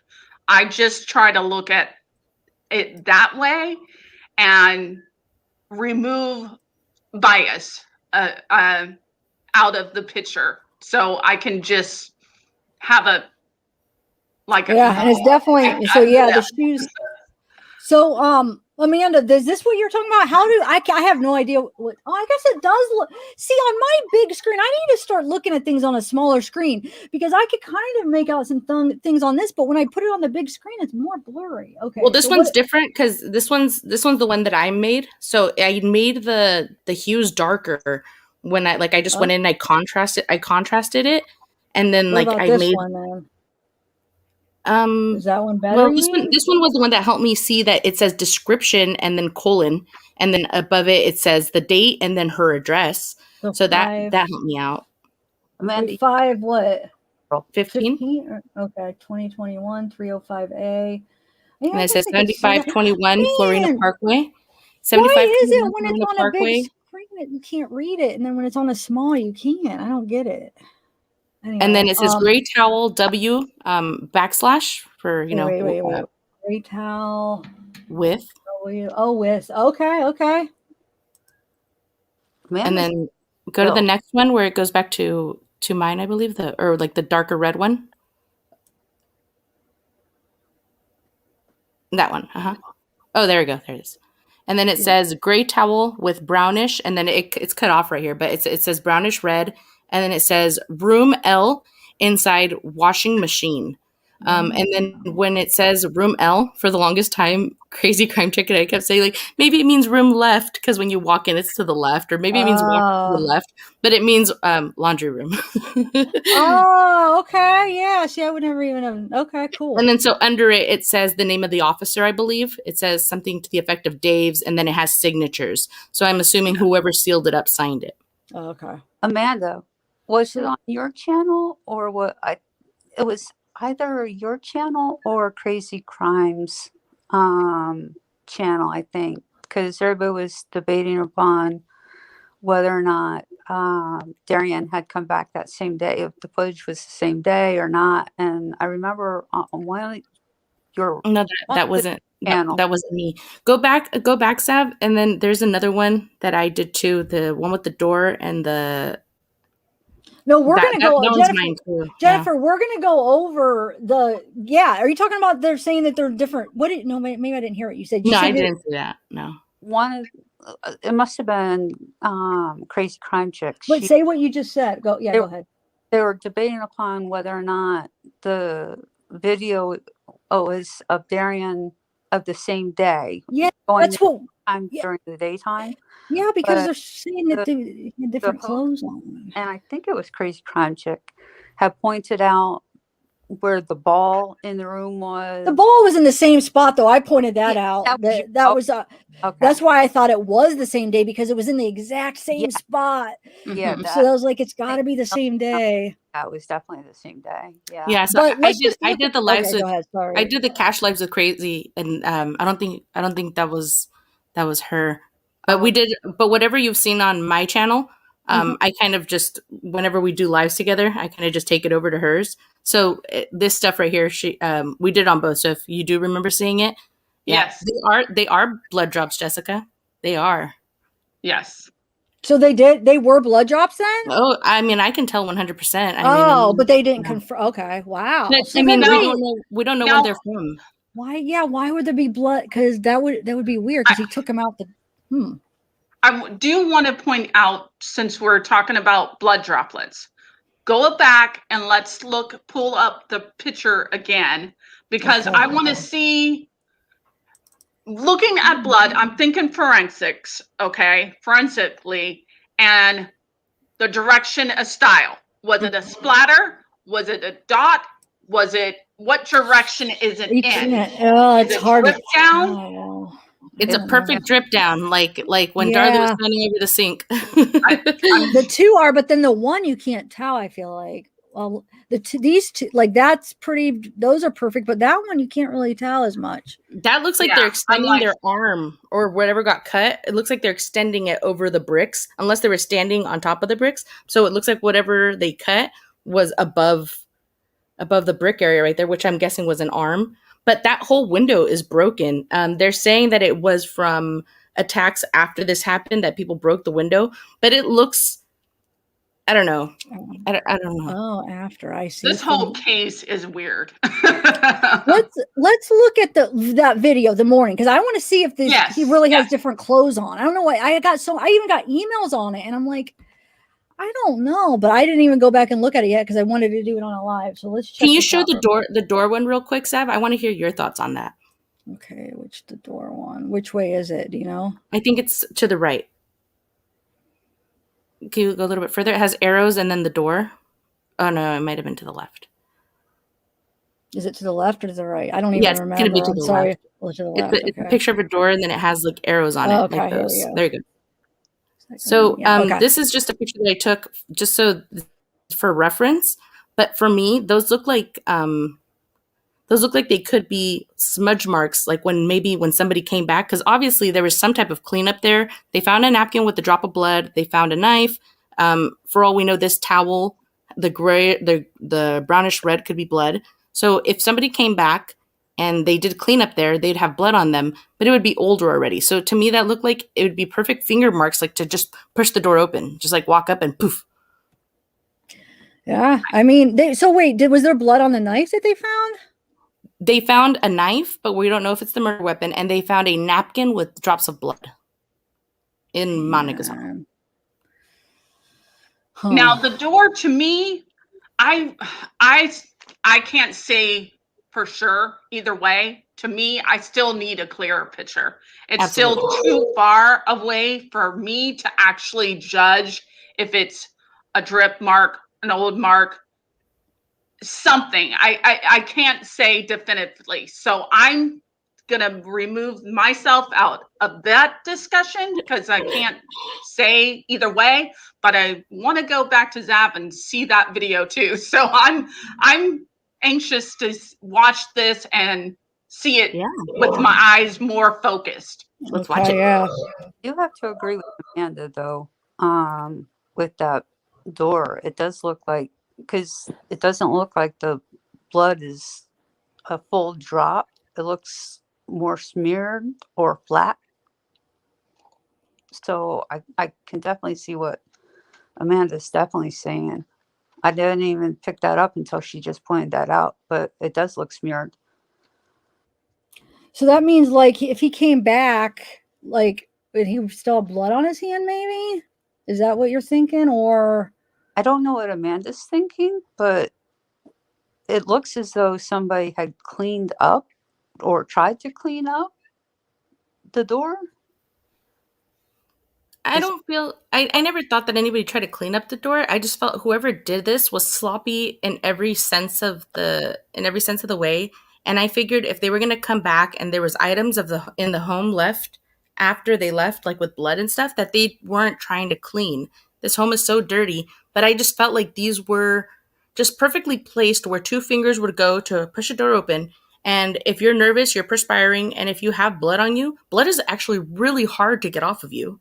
Oh, wow. And if you're perspiring a little bit, just that can make a small stamp. Just boom. That's a good point. Yeah, it doesn't mean like he had like a ton of blood. Maybe he just had. Yeah, you're right. Yeah. Huh. Yeah, man. Oh, all right. I like the different points of view. I like doing it. Yeah, me too. I'd like to try to do like open panel every week, but I'm glad we're getting a good turnout this time. I just know last time we was still good. We had 3 people. I shouldn't say it like that, but I'm glad we have. Yeah. Yeah, we still have 4 people. No, it is good. Okay, so let's play that morning video. Where do I got it? All right. I have it on this one, I think. There we go. All right. We'll just watch it. 1 second, guys. So let's pay attention to what he's wearing, Cash and Carter, and then see what they were talking about. I don't know. Let's see if you could even tell what color. Okay, so he has shorts on. You can't really tell what color. And then notice where this ball is. It's in the same spot the next morning. I mean, you would think that ball would have been kicked around a little bit if it was days later. I don't know. All right, let's see.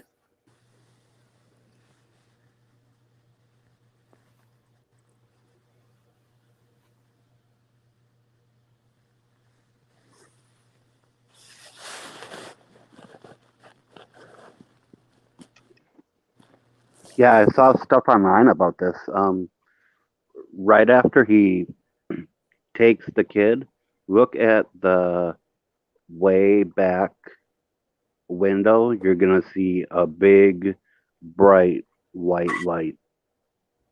Oh yeah, we were talking about that. There's definitely light right here. You mean there's some? I think there's somebody out there. It looks like. I mean, there's too much. I mean, it's not just one light. It's like you see it a bunch. It's like somebody's out there with a flashlight or a phone or something. But yeah, I agree. Now, Zav, look at the bottom near where his knee would be. Is that a zippered pocket? Is that a cut in his pants? You see it? Yeah, I don't thought know. it was like maybe a tag, like a logo or a zipper pocket, or maybe it's like a.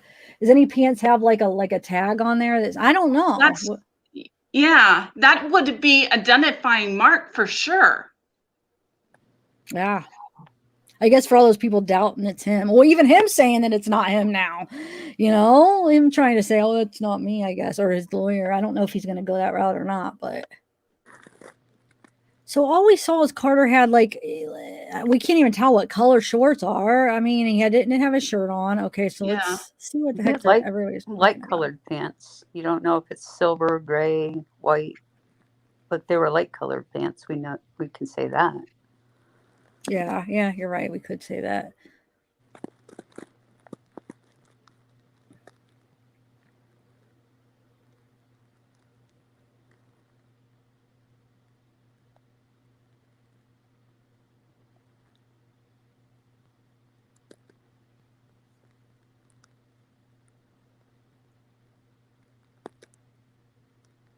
It looks like light colored pants, maybe, or shorts, not pants.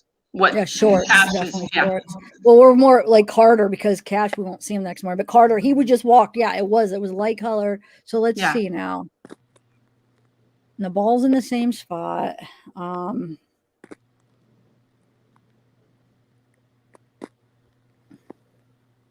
trying to look at the jeans again. They look the same to me. I couldn't really tell. I'm still focusing, and I try to find the same mark, and I couldn't see it. Well, it may not be picked up because it's not night reflective. Well, they're dark. They are dark. Yeah. And they do have a stripe down, a red stripe, maybe? Yeah. Or would we be able to tell that at night, though, guys, or not? No. I don't think you'd be able to tell the stripe, but they're definitely dark versus the light. Oh, thanks for the super chat. Who was that? Don Travis. Don Travis of the clothes. Oh, okay, Don. I'll check it out. Thank you. Hold on. I'll check it in a minute. Okay. So, I mean, it just depends. And another just disturbing thing to me, is how open and vulnerable this room is. Look how many windows are in this place. I mean, I wouldn't put any kid in there, just to my opinion. It's too open access. I know they didn't have a choice, and circumstances for everyone is different budget-wise, and they were left alone. I can understand that, but I just feel sorry, empathy, being that they're so vulnerable in this open. You might as well pitch a tent outside and let them sleep there. There was 4 windows that could be accessed to gain entry into that room. No, definitely. Thanks, Marcelosi. Thanks, Don Travis, for the super chats, guys. I just want to point this out, though. It does look like that Darian maybe even has a different pair of shoes on, which he could have changed if he just stabbed him. He probably did change his clothes. I mean, that's not that weird. But look, doesn't it look like he actually had, look how high these shoes, like they're not, look. I feel like those don't look like the same gym shoes he wore. Yeah. Definitely, I think they're different shoes, but he probably changed. He probably had blood all over him if he stabbed him. Now, the only thing I don't understand is why does his shorts look so light? But I guess it could. Let me look at that again. Yeah. Okay, let's see. Because that was Carter that was Carter that walked out. Oh, they don't look like the same ones because you don't even see the stripe right there, guys. You really don't, yeah. That's weird. I'm glad I did look. That's what everybody's been talking about then. You would see a difference in the shade, wouldn't you? Unless if red just and black appear the same shade in the night vision. But you would think you would see something right there. What you're saying? So you guys are saying that these shorts are different from when you picked them up and took them? This is Carter. No, this is the one that gets up the next morning. No, this is oh, you're right. Yeah, this is Carter. Yeah. So, and then when he gets up the next morning after looking for cash, watch what he's wearing. It's like they're black shorts with red stripes. Well, check this out, Zav. I know you put this through an editor. Did your editor pick it up as cuts? Because mine did. And so did Crazy's. Yeah, that's what I was saying. Yes, I said that. I was like, this has been cut and edited. I don't understand why. Yes, definitely. I don't know why. I mean, why did they cut it? Why would they need it? The thing is why did they cut it at the times that they did? It doesn't make sense. Like they cut it at weird times where that would make no sense unless there's some kind of something that they're trying to hide. I don't know. But yeah, definitely. I don't know. I have a problem with is I know everybody doesn't want to attack the caregiver or whatever, but I just can't fathom how this occurred without somebody in that household knowing or being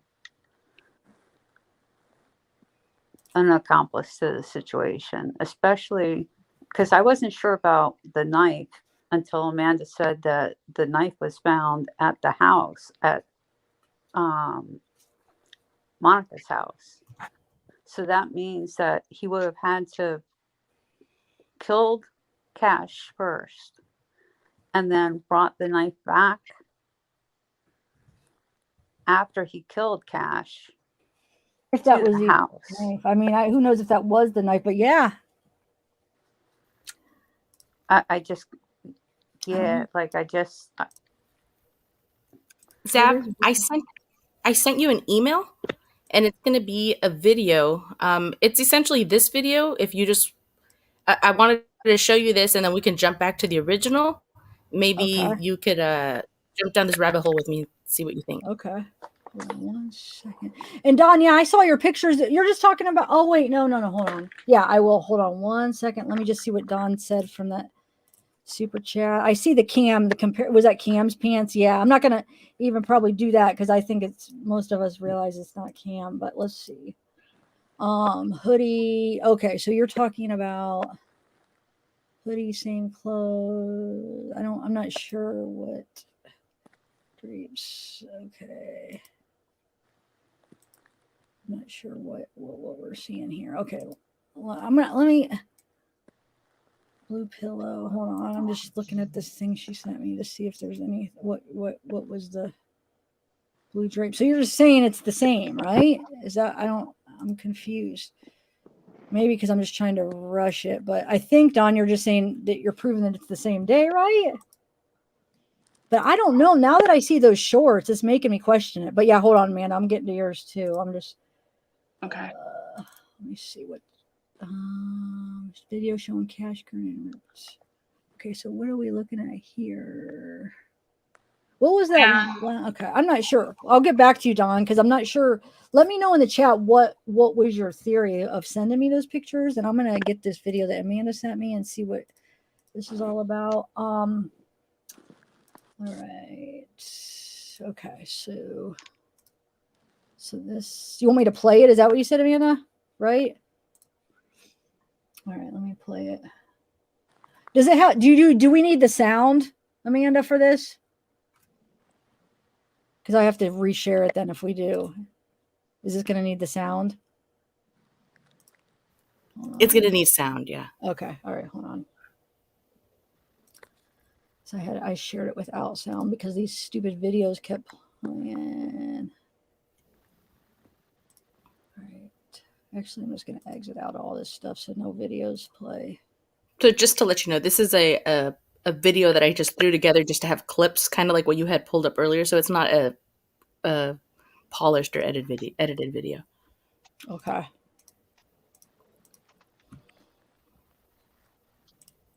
Jessica Lynn, I don't understand what he says, but what I do know is it sounds like he may have some type of speech impediment. And for his age, that's what really stands out to me. And then it makes me think that maybe only the people around him understood him. And I wonder what he said if they understood him. And then that makes me think, what did he say when they thought he said that Cash went outside? And did he see who Cash went with outside if he said that Cash went outside? Wait, who are you The saying? the more Cameron Mori, I believe it was, Oh, okay. who said So- that he said that they thought he went outside. Oh no, it was Monica. Yeah. Because didn't she say that Carter's told him that she thought they went outside? Is that what you're saying? Yeah, that's why the boys went and ran around the neighborhood because Yeah. he had said that he had gone outside. Yeah. All right, I'm gonna play this here.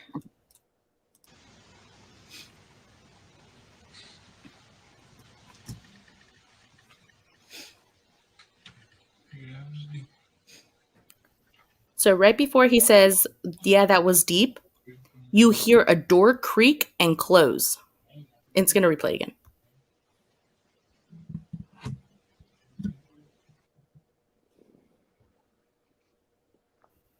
Oops, maybe it won't replay again. I think you have to do it. This is me checking out what he had in his hand, and then I do like a regular video, and then I do a contrast, and I can see something sharp. But that's just, Okay. Oh yeah, I did the thing in his hand. There's something in his hand. Yeah, something sharp or something. It almost looks like it could be like a tiny, just something sharp, like a nail file or a little knife or something. Did you see the way it shined over his leg when he moved it over? Yeah, but if you're talking about the same part, then I realized that it was over like a part where it looked like it could be like something else that was already shining. Because I thought the same thing, and then I was like, wait, is that actually just that? Like, I think it's right there. I don't know. We'll see. We'll See. look. Yeah. Okay. All right. So I'm gonna mute because it's right. It's.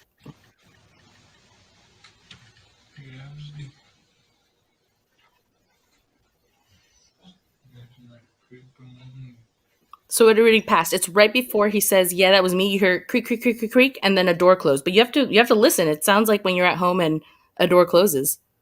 But we could listen to it on the original as well.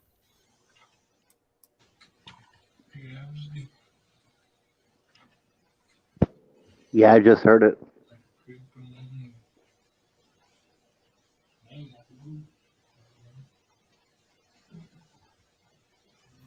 And lots of people have been telling me, what about the creak?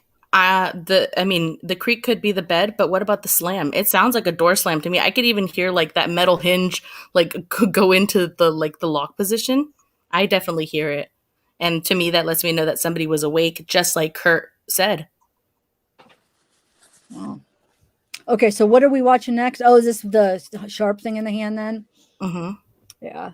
See, Did like you hear right it, there. Lizzie? Yeah, but right there. But look, right here. Is that where you see it? Because I said the same thing, and then I was like, wait, we might be seeing it because this is already shining. No. But he definitely has something like right there. I mean, yeah.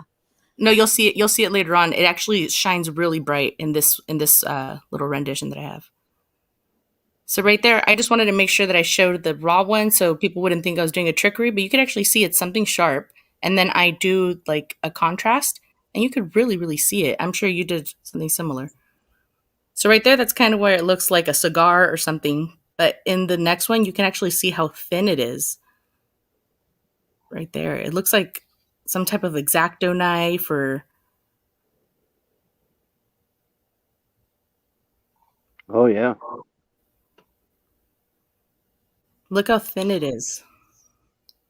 He is holding it really weird. Oh, and then this is because I see Cash's eyes open when he's carrying him away. You can see his little eyes flicker in the camera. And that was because a lot of people were thinking that he may have passed before he took him. Oh, I see. Oh. Okay. So I was looking I really didn't hard. hear that. People actually thought that. That and the Yeah. fact that his head remains upright. Like if Yeah, his head would have. It's You know. So it was right there. It was right there, Zav, right before, like a few seconds before, where you could see it shine over his leg. Oh yeah, right there. Okay. Mm-hmm. Did See that? anybody ever try to put these the night vision one and then also the morning one like side by side and see how tall that guy looks? There's something about this case that I will never Sorry, understand. Zach. Just when you It's think you just learned a- everything, you learned This something is a Watts thing. Sorry, it was just a else. clip up that I had. Let me know what you think. Oh, this There's is something Watts. that I learned. Yeah, from that's Watts. Sorry. the tapes is that they really don't listen to Chris. That's what you're talking about, other baby. Issue was lying. You're talking about her, right? What are you talking about? When you said you knew that her statements wasn't true, or whatever. Which one? Who were you talking about? Nicole? Were you talking about Nicole? Okay. Nicole. Okay. That's fine. But what that lady said, Jean said that day was not what we said. We had We no didn't idea what say she was saying. anything that she said, and it broke our hearts. I was talking about Nicole's favor and all that kind of stuff. Okay. Okay, that's what I thought. Okay, it was. I was just talking about that stuff because all the stuff that came out the other day was kind of debunked all that stuff she said. So I know. yeah, I know. no, but we don't talk about Gene. Wasn't sure which one you was talking about with Gene. I tried telling her it's just a clip up, but it's actually pretty interesting, especially for. We did not. I sometimes wonder how much more Ron and Cindy know that they never told us, or they're trying to cover up. When it comes to this I hate family, hearing my own voice. I have lots of questions. All right. Oh wait, what did I just? So do? I don't know if you understood that, Zav. You had done a video on that, and you were asking what baby is Ron talking about, like because it sounds like he says baby, like at the very beginning.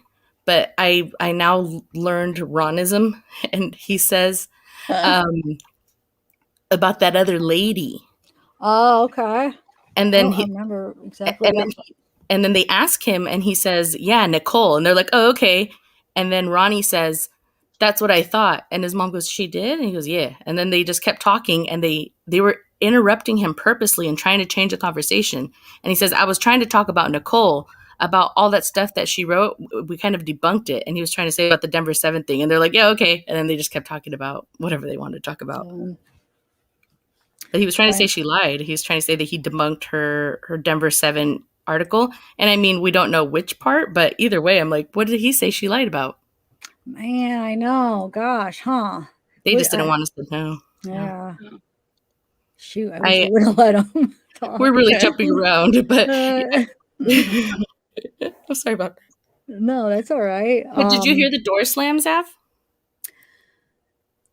I mean, I didn't hear a slam, but I heard a little bit of something. But I mean, yeah, I'm sure. I was going to say I didn't personally hear it, but also I don't have my hearing aids in, and I still hear, but I don't hear as well. Because I could have turned them up, and I probably would have heard something. But honestly, I can't make out what it is. It's a sound, but I can't make out what it is. Yeah, so I have something to back it up too. Ooh. Wow, do you guys hear that?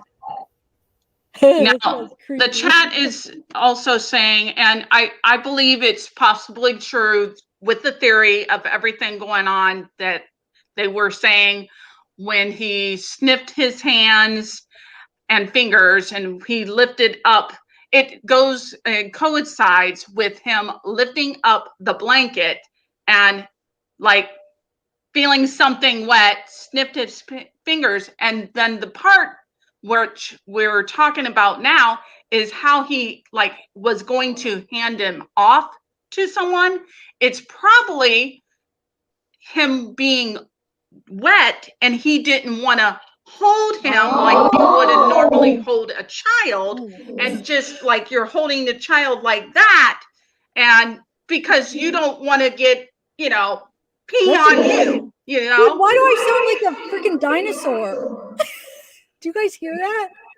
No, is it me? I'm a No, it's me. Poltergeist. No, it's me. It's you guys don't really hear that. I'm the only It one sounds like hearing the poltergeist. I Yes, hear something. I don't know where it's coming from.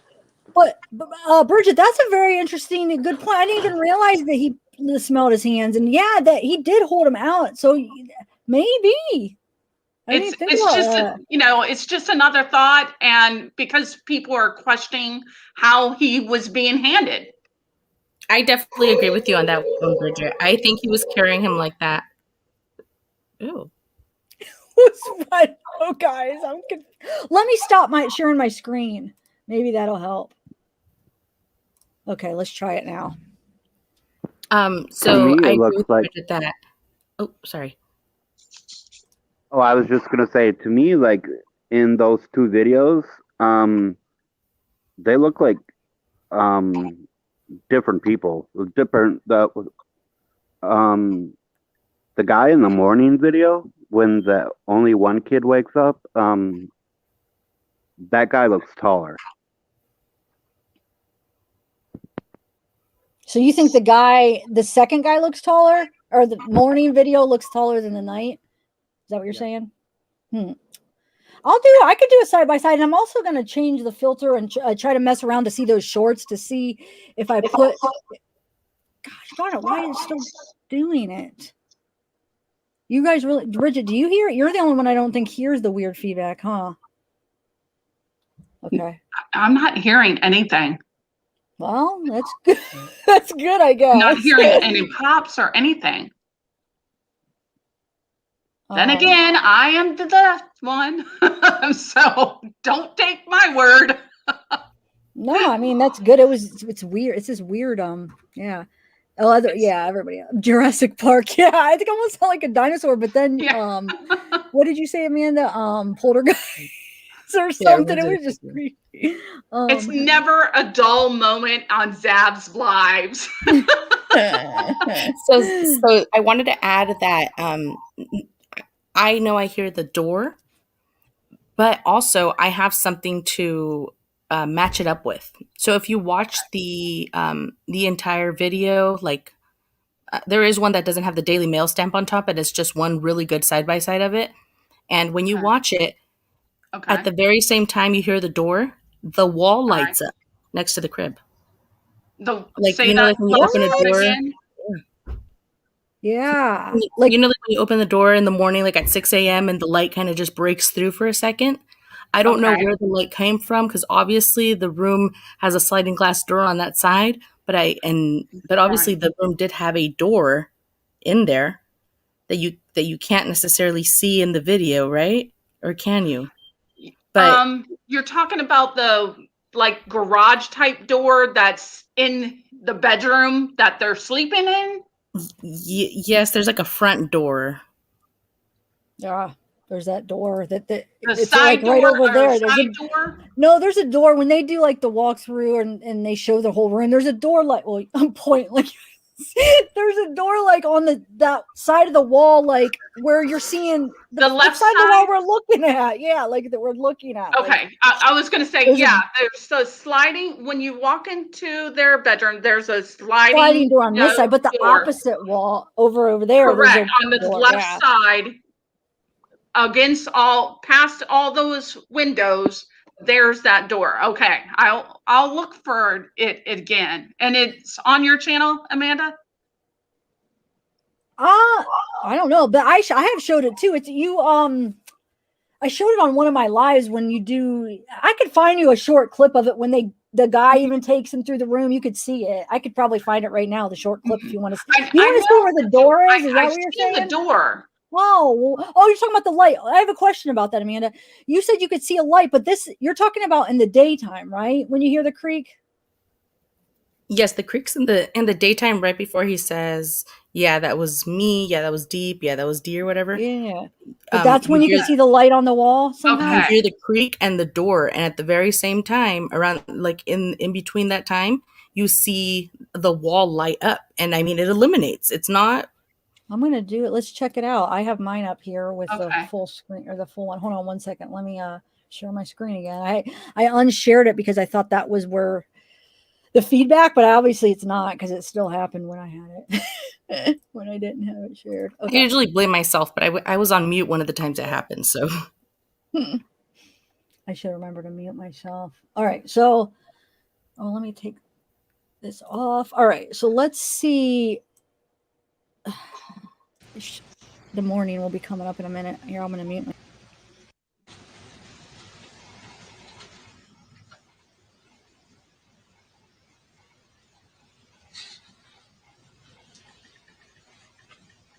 Okay.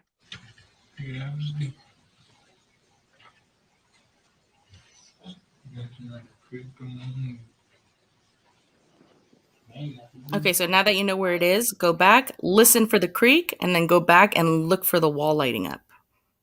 I could be crazy, but I saw it. It was a very early morning though.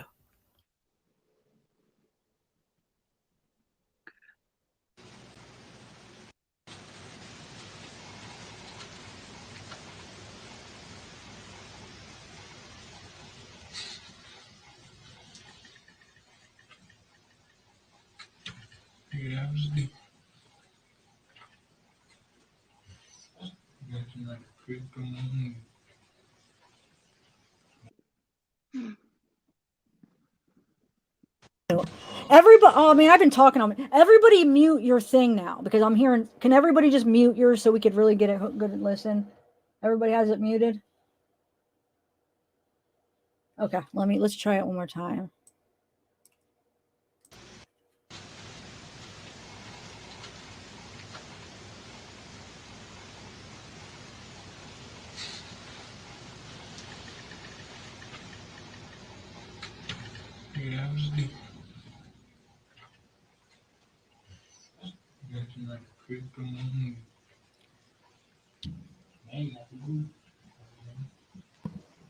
Okay, I did see it light up right here. You're right. And I'm trying to see if it lights up again at all right there.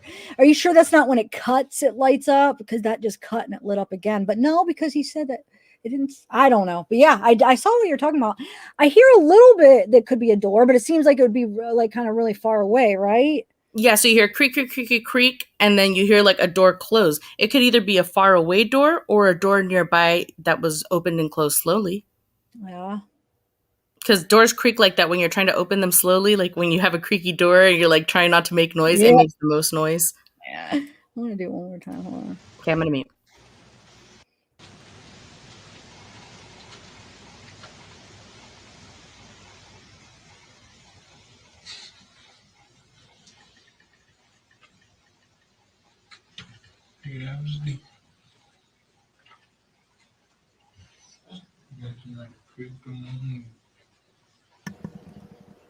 So wait, I have a question. The creaking starts before he says that was deep, right? Right before he says that, you hear creak, creak, creak, I creak, was looking and for then a before. slam. Yeah, I do hear that before. I was looking for the creak and the slam after, but I No, they're do right hear it before. before. Yeah, I did hear it now. Okay. Wow. Huh. One more Let's do time? it one more time. Now it's before he says that was deep. You hear like creak, creak, creak. Because And then can you show them with your cursor where it kind of lights up? yeah, it's like you could see it right here. You could see this turns to light right here. This like this whole wall, like you could like this green turns to white because I mean it's a light. So I don't know where it's coming from, but we'll see. Let's do it one more time.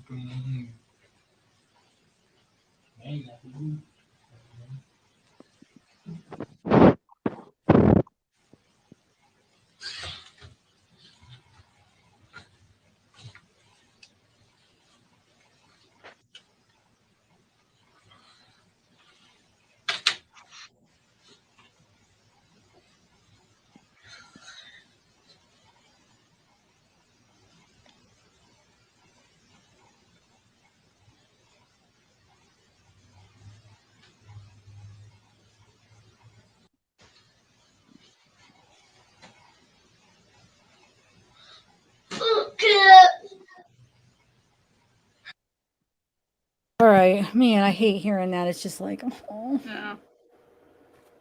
Yeah, I heard it. I was listening for the wrong spot, but yeah, okay. And yeah, it does light up, whatever that is. I don't know. I noticed like when they cut that little clip cut there, it lit up too. So I don't know if it's the cuts. I don't know, but I do definitely hear the like the little creak and stuff. So, very interesting. What about chat? What do you guys say here? Poor kid. I didn't check it for a while. I just want to mention also, it's just watching the video, my heart just breaks all over again because I sat here and took it in for a minute because I'm really watching the bedroom and I'm paying attention to everything and seeing the boys or Carter who's being left. Like, how awful. His mother is gone from his life. His dad is gone from his life. He's living with basically strangers and their kids. Well, his mother. What the heck, dude? You do hear that now, Bridget? Did you hear that? Is it no, me? It's me when I went to respond to you. You really didn't hear that? Maybe they don't want you talking to me. Let me just, Shane Calkin, I don't think he says that was deep. And you caught me. I was saying it because that's what everybody's saying. No, I think he's saying half asleep. He half asleep. But I don't know. Yeah, I did say after he said that was deep. But no, I don't think he says that. I don't know why he said that. I think because everybody else was. Do you want me to come out and come back? No, it's not you, Bridget. It's not. It's me. It never happened on you. It happened on me. It happened on Jennifer. And I think it happened on Amanda a little bit. It never even happened when you talked. So no, it's not you. It's not any of us. It's just feedback. That's all. Okay. But go ahead. Sorry. I was responding to something you said. Now I forget what it was because I sounded like a freaking dinosaur or something, or poltergeist. So someone said in chat, Zav, if you can see my question, what if the mother was in shock? Wait, I don't understand the question though. I don't know. It's from Dolphin's Power, and you'll see Zav. Yes. Can you explain it a little bit? Which mother are you talking about? Yeah, which mother? I think she's talking about context. Caregiver. I don't think she's talking about the bio mom. At least that's how I'm reading it. But I mean, well, what are you referring? Like, okay, what if the mother was in shock? What though? Because we didn't say anything about the mother, so I can see if we're like, oh, the mother's acting crazy. Oh, what if she's in shock? But where did that come from? I'm a little bit confused. Just explain it, and then I'll answer. I just don't know what you're talking about, to be honest. Okay, so she's saying now that was for Asian. I can't say the name, but I guess it was for someone else. Aiden's mom. What about Aiden? I think Dolphin's talking about Monica, the caregiver.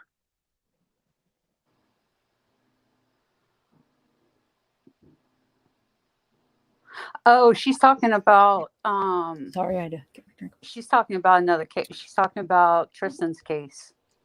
Okay. Okay, so the mother, so you're talking about Aiden's mother. Yeah. That wouldn't be something you do in shock though, like her cleaning the jeans. That's not a shock behavior. So if that what you're referring to, like that, I mean, I'm not sure what that's referring to, but no, I wouldn't say like her cleaning the jeans was like a shock. But I don't know. I mean, are you sure she's talking about that? She says no, Aiden's mom. Oh, I don't know. There is of Tristan's Aiden Fucci's mom.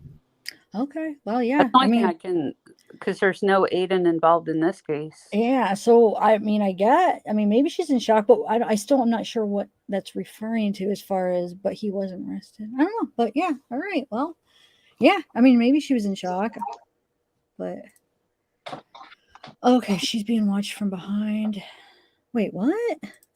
She's just being watching from behind. Oh, she's watching. Who? Miss Kurt, are you saying that she's delayed? She's watching the video later? Oh, yeah, she probably is. That happens a lot. And she was having, because I think Dolphin, I think that's Eye of the Tiger. I think she has 2 different things, Dolphin's Power. So she was having issues, and it seemed like she was behind because she was responding late and she couldn't hear. I bet you she's watching it when we were talking about Aiden. Yeah, I think that. Probably. Okay, that makes sense. Well, she won't even see us answer then. Yeah. So, okay. So what else do we got? Anything else you guys want to add for any of the cases or any new? I did want to look up Betty Broderick. Who brought that up? Now I forget. Somebody brought that up. I don't even know who that is, but I want to look that up. Do you guys know? I think I know who it is. Yeah? I haven't heard the story. Let's see here. You haven't heard it? Oh, so she was American woman who was convicted of murdering her ex-husband and his second wife on November. Oh, that was in 1980. Wait, she slaughtered them. Yeah. Was that the one that Mommy Ramblins did a video on way back? I think I remember this. Like way back when Mommy used to do recorded videos. I used to love her back then. Well, I don't mean it like that. I just mean I like. No, I know what you mean. I watched videos back then too. No, I know what you mean. Yeah, I remember. I slightly remember the story. She did a good job covering that. Yeah. Okay. So that lady claims that her ex-husband basically tortured her. That that he she put him through school. What I mean by put him through school is she supported the family and did everything while he went through school and got his degree, and then he became a professional, and then he got a business, and then he started sleeping with the secretary, and then she knew, and she kept it together for I think 6 years, and then he filed for divorce and moved his girlfriend into where he was living, and then they immediately would change. They changed the answering machine, and they were taunting her essentially. I still don't think that gives her a reason to walk into the house while they're asleep and shoot them in bed. No, I think also there was, of course, a lot of back and forth. She gave and he gave good boxing match, basically, because how stupid is it finding your wife for every time she calls and seeing a cuss word or something, and he would fine her and take her money away from her and do it without approval from the court. He just wouldn't pay her. And I mean, how stupid is that? That's childish too. Can't you just ignore the call, don't pick it up, and don't do anything, period? It's my opinion. Sorry, go ahead. He would fine her, Zav, if she did anything to upset him, or if she broke any type of rule in his book. He would fine her and take away from her either her alimony or the custody agreement, whatever it was. Wait, but can he do that? I'm confused. How does he have the power to do that? She was just letting it happen. So she's claiming that she was a battered woman. And I mean, that would fit in line with that she was just letting him tax her, and that she was getting fed up with it. But I think she was getting something like $16,000 a month. Yes. So even if he did tax her up to wazoo, she didn't need all that money. Wow. Right. I agree. That's why I say it was a boxing match. It's basically round 1, someone won, and round 2, someone else won. It was basically back and forth. And is she in jail, prison still? I mean, did she get out? She's still in prison. Oh, okay. Honestly, that's where she needs to be. And killing because it's not like the answer. And she, I mean, if you're a battered spouse and you're physically in fear for your life, absolutely. Yeah. But we say it for all the men who kill their wives, so we gotta put the same standards to the wives. If you're not directly in fear for your life, divorce people. Divorce. Yeah, you'd have to be in fear for your life, not just oh, he's not being fair. Did he abuse her, did you say, physically? Do you guys know? I don't remember any physical abuse. Do you, Amanda or Jennifer? I don't know. Just mental Amanda abuse, has a which grasp is on the definitely story. abuse. Yeah, I'm And not saying monetary. that it's not like as bad, but I'm saying to kill somebody for that, then there's no excuse for mental abuse. Like physical, if you're like you're afraid that he's gonna kill you, but like for her to get away with murder, no, mental abuse, that's not an excuse, but it's still horrible. Like just try to get away from him, you know. But yeah, go ahead, sorry. I think she went drastically overboard the night she drove the car into the front door of the house. I mean, I think we all can say that there's been times where it's maybe crossed our minds that we would like to do such and such, but to actually go and do something like that, that's love letters written. That's definitely not right. Yeah. Yeah. Wow, so she's writing love letters to her boyfriend begging for money and affection from behind bars. They've been published after being discovered in a forgotten San Diego storage unit.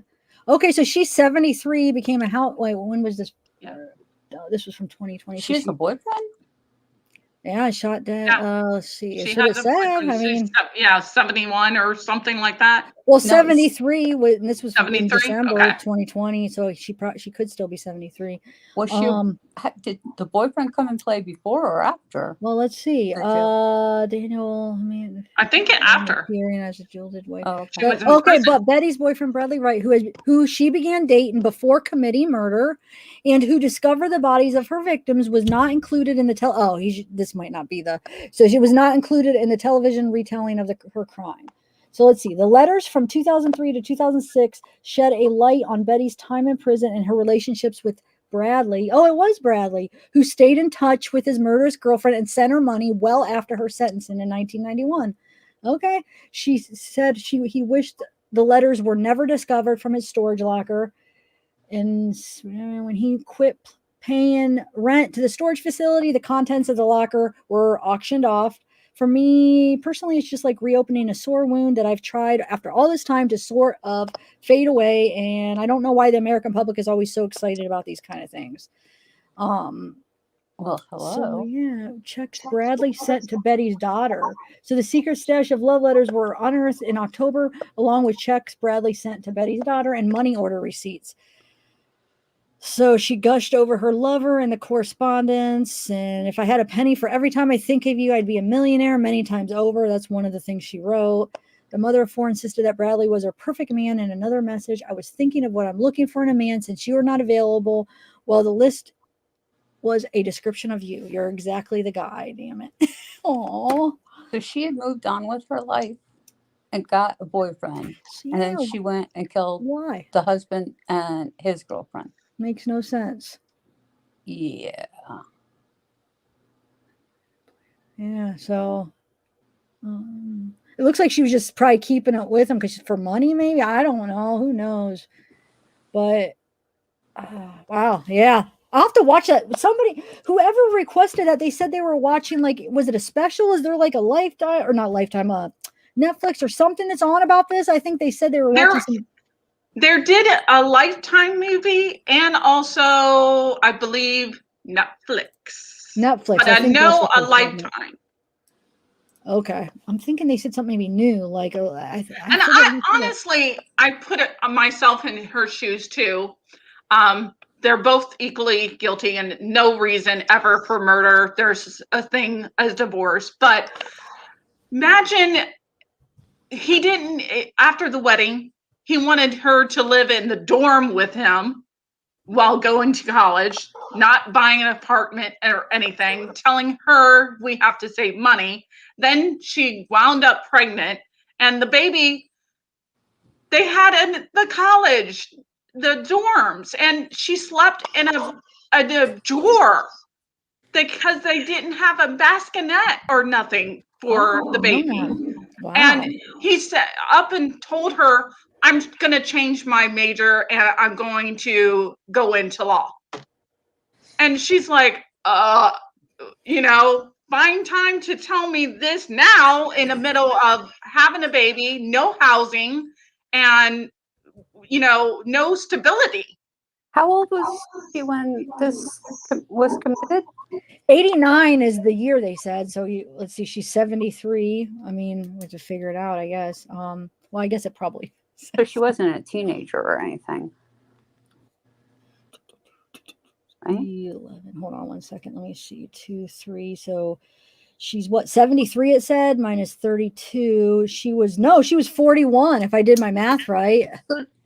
She would have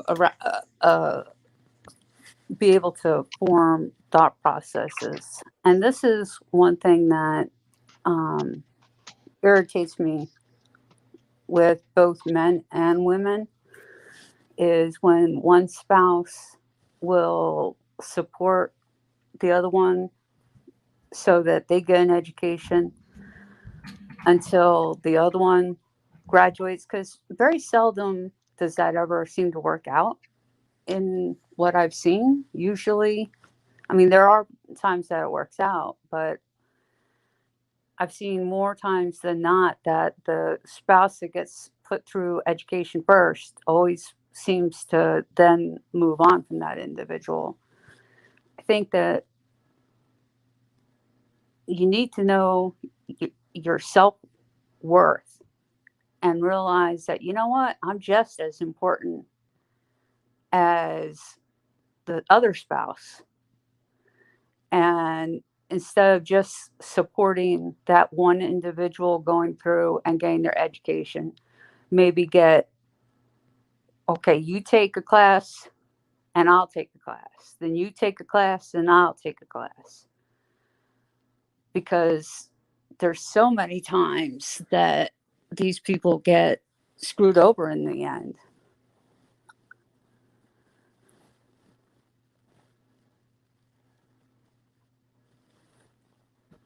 Yeah, no, I agree.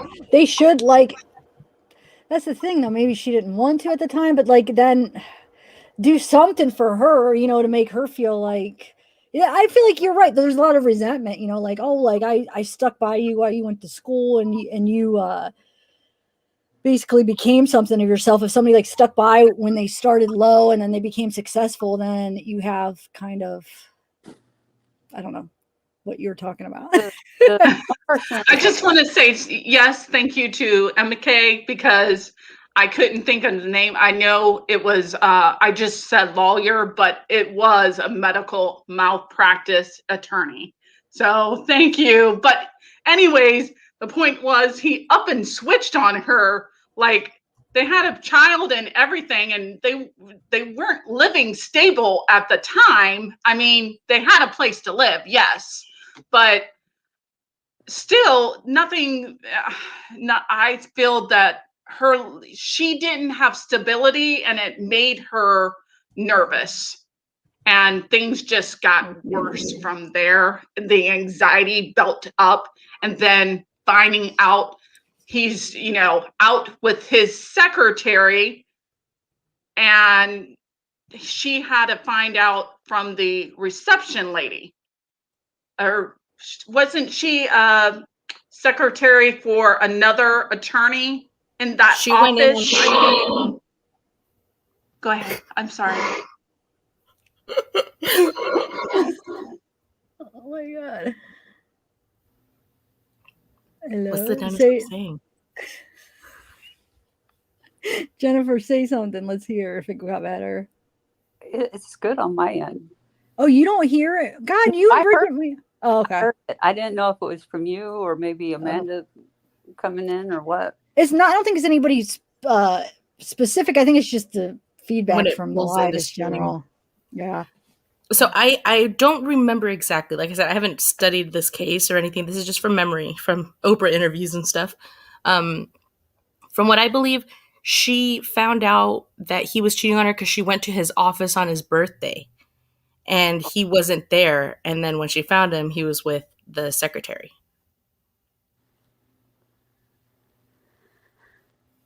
You're muted, Zav. Okay, yeah, I think, that does sound familiar. Bridget's looking at me like, Yeah. No, I was listening. I'm trying to find out if it's me or not. No, it's not anybody. It's just the live. Someone said on the that noise is getting funny now, and I'm like, Is it mine? I never have a problem all the times I've come on with you, and I never have an issue. And It's now not I'm you like, because it never even came on when you talked. It's just I think it's the live in general. It's came on with Amanda, okay. Jennifer, me. It's I'll not trust you. you. I'll stop worrying Yeah. about it. But I'm like you. I'm nervous and worried that I'm messing up your show. No, it's just the feedback. I think sometimes when you add people, I don't know. Sometimes you have it, but I don't think it's anybody. I think it's just everything. Everybody. Deborah Barron in chat made a good point. The girlfriend would send Betty postcards whenever she would go on vacation with him. Oh my God. Yeah. Yes, that's right. That's why I'm saying the anxiety was just getting, it was building up. It was ramping up. But we got somebody. she had already ran the car into the house. So she knew her negative actions. She knew her negative actions weren't getting better reactions. She wasn't going to get him back. So I think that's why she did what she did. She really just, she snapped, essentially. She's on an episode of Snapped, so. She should have had the moment of the Stella got her groove back when she took all her man's clothes out of the closet, threw them in the car, and lit a match. And she had one of those moments. That was waiting to exhale. That was Angela Bassett. Oh, okay. Yeah, that was great. Hey, Mary D. Hi. Whoa, I'm gonna mute. Hold on. She had one of those moments. That was waiting to exhale. That was Angela Bassett. Wait, what's going on? Oh, that just repeated. What is going on? Whoa, I'm gonna mute. Are you hearing it over? It's replaying everything over and over. I think Mary D might have her player on. Oh, I do. Okay. What do I do? What do I do? Replayed it twice, I hear a lot of stuff. It's replaying everything over. I don't know what's going on. Hold on a second. I'll come back. Okay. I don't know if it's. I think Mary had her YouTube playing. But it played twice? It kept playing this, maybe even 3 times. Usually if it was just a delay, you would just hear once, but I definitely heard it twice, the same thing, and I think it kept playing again. That's weird. Oh, did Amanda drop off? I was hoping to ask her. I don't know. Everything just happened quick. And Mary, she actually didn't leave. She's still on, but somehow she's... Hold on, I'm going to remove you, Mary, and come back, just so you can come back. I think you're stuck, like, in the thing. Yeah, I think she had her volume up too loud, and that was creating everything. I typed in the chat to turn her volume down, and because that's what I have to do when I come on to your show, and I have 3 or 4 screens going at the same time. They're all have to be muted, but one single source that I'm using. So mute yourself and use only one source for your volume and speaking. Oh, bye, Gailster. Go watch some TV. Come back next chat. Let me just ask a quick question. Yeah. Got a question. So this lady Betty, she ran her car into the house. She ran the car into, she was aiming for the front door. Right. And there's pictures, if Zap pulls it up, she can look. There's pictures, and she got next to the porch. It's almost not quite into the home, but she crashed up into the brick porch. Okay. And then was that a separate incident than she when she killed the guy? Say that again. When she ran the porch. Okay. Was that a separate incident from when she shot the couple? Yes, it was a separate incident. Oh wow. Yeah. Yeah, there's an echo somewhere. So that's why I was saying it was like a boxing match going back and forth, was because the anxiety and everything was next level, next level, next level. No, we can't hear you, Zav. You're on mute. Are you? There was an echo. There's an echo somewhere. Zav, you're on mute, babe. I'm going to mute myself, so because I can't hear Zav at all. Yeah, Zav's muted.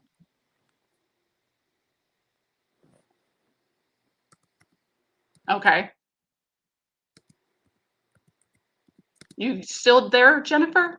Yeah, I'm just looking in. Okay, so I guess we can carry on until she can come back in. That's strange. So, Zav went off and she's coming back on, I think. Yes.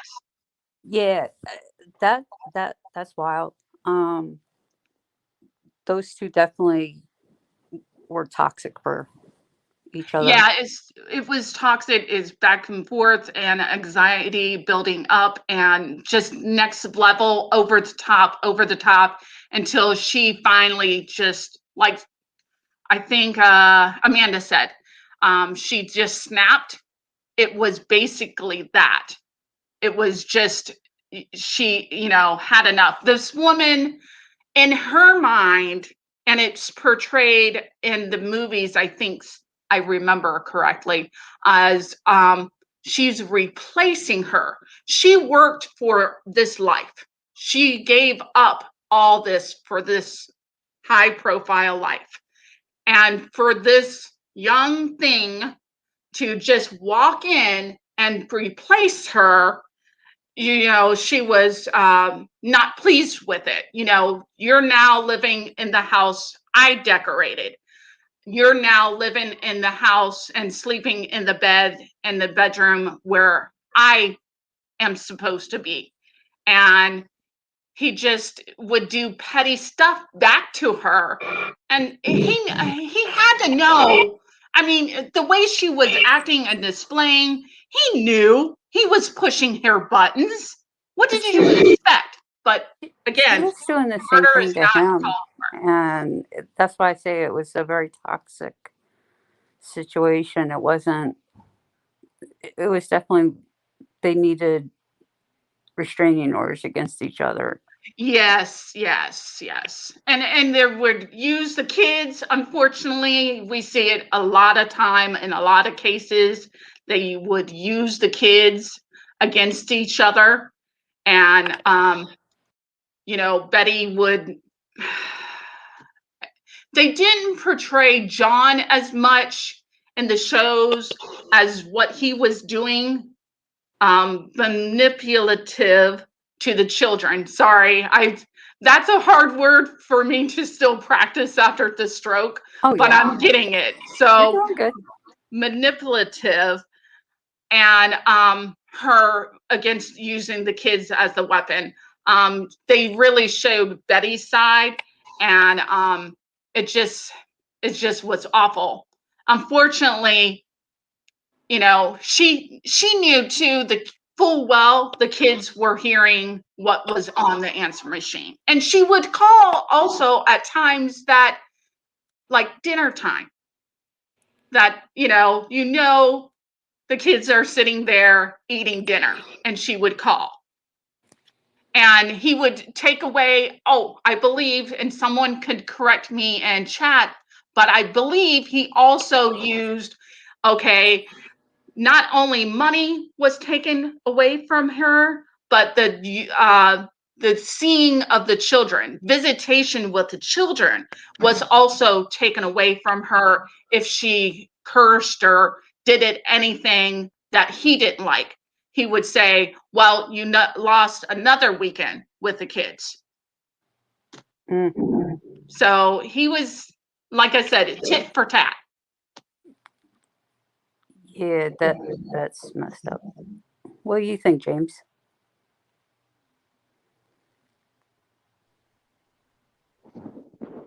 I don't know anything about it. Oh, you never heard of Betty Broderick? Nope. Oh, wow. You're in for a wild ride. You look at that case up. There's a lot put out because it's been talked about for years, but is definitely, like Zav said, it's an older case.